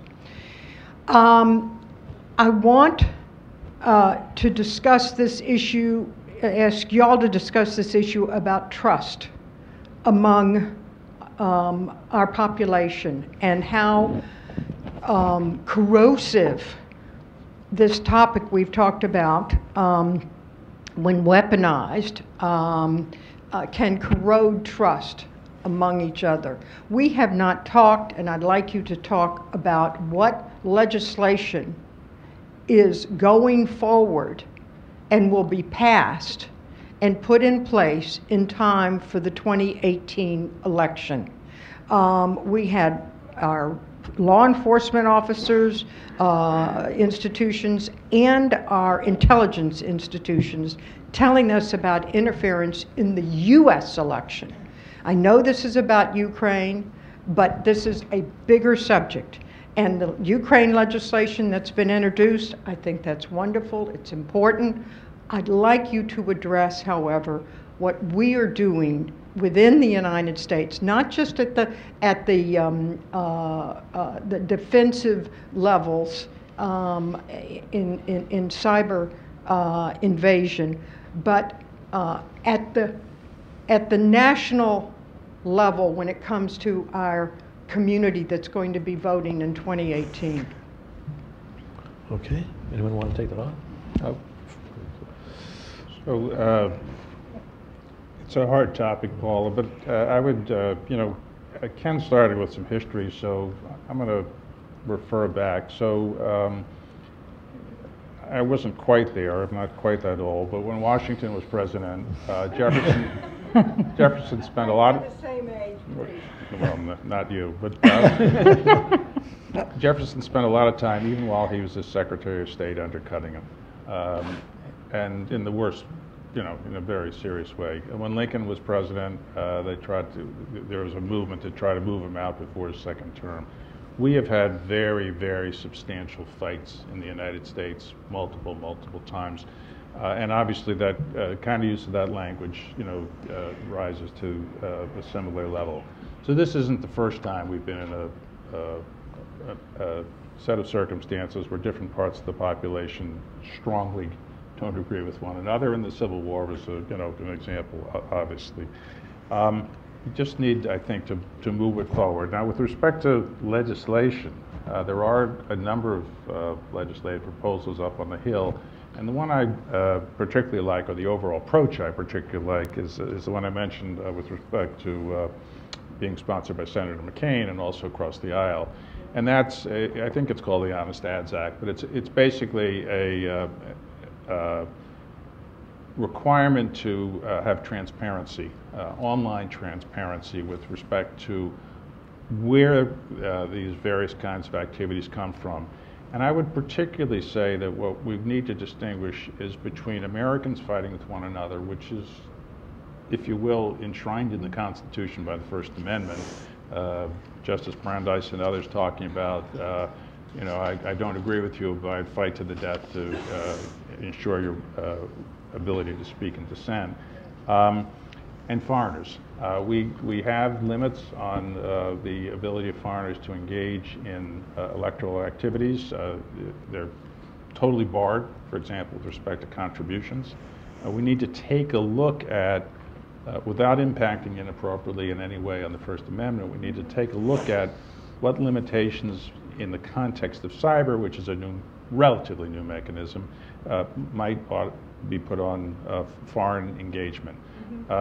Right now, I think transparency is a very good thing. There may be more things, and I think the Congress needs to look at that. I happen to know, because a friend of mine is going to testify, that next week the Senate Armed Services Committee is holding a hearing on these kinds of issues. I'm sure other committees have held them also. So again, I would encourage a crawl, walk, run approach. I'm for sure about transparency. Maybe there are more things that need to be done, and we need to sort of think our way through, because you don't want to have a blowback, if you will, on Americans' right to speak and talk. You don't want to create an authoritarian culture trying to repel an authoritarian culture.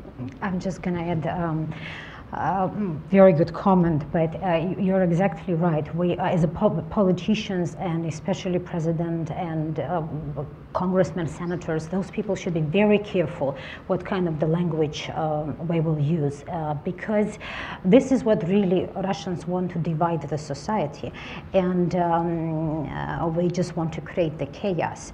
And it is actually about the division that's way created in this country. And I come from country Georgia, and I know how I experience war after war. You know, my relatives, my friends were killed in those wars, and it's very, very. And they try to destroy my country so many times, and they have, until now, they're trying to even divide my country. I know what they're up to, and we want to just bring those strategy in bigger countries like the United States. Yes, it's very important that we really have to be very careful about what we say. Because, for example, there was a big report. RBC just posted a big, when I mentioned about this division and chaos. For example, the CNN very comprehensively covered this, and some other Western media, and I recommend all of you to read this report, how they use, how they create groups. For example, they created the fake Black Lives Matter groups with 1.2 million subscribers. And they even, according to the RBC, they interviewed trolls, former trolls, and they did a very comprehensive report about it. They even sent money to they contacted the American activists, and they sent money to them to organize demonstrations. About 40 demonstrations, according to this report, were organized in the United States, money that was sent from the Russian Internet Research Agency. This is important, and we really have to be very, careful. You know, they are trying to divide our society, and they are using everything, every element, and politicians should be very, very careful, you know, not to be, not to kind of develop, help them to implement, based on their rhetorics, help them implement their divisive strategy, not only in the United States, but also in other Western countries. Okay, time is very short. Let's see. Okay, over here.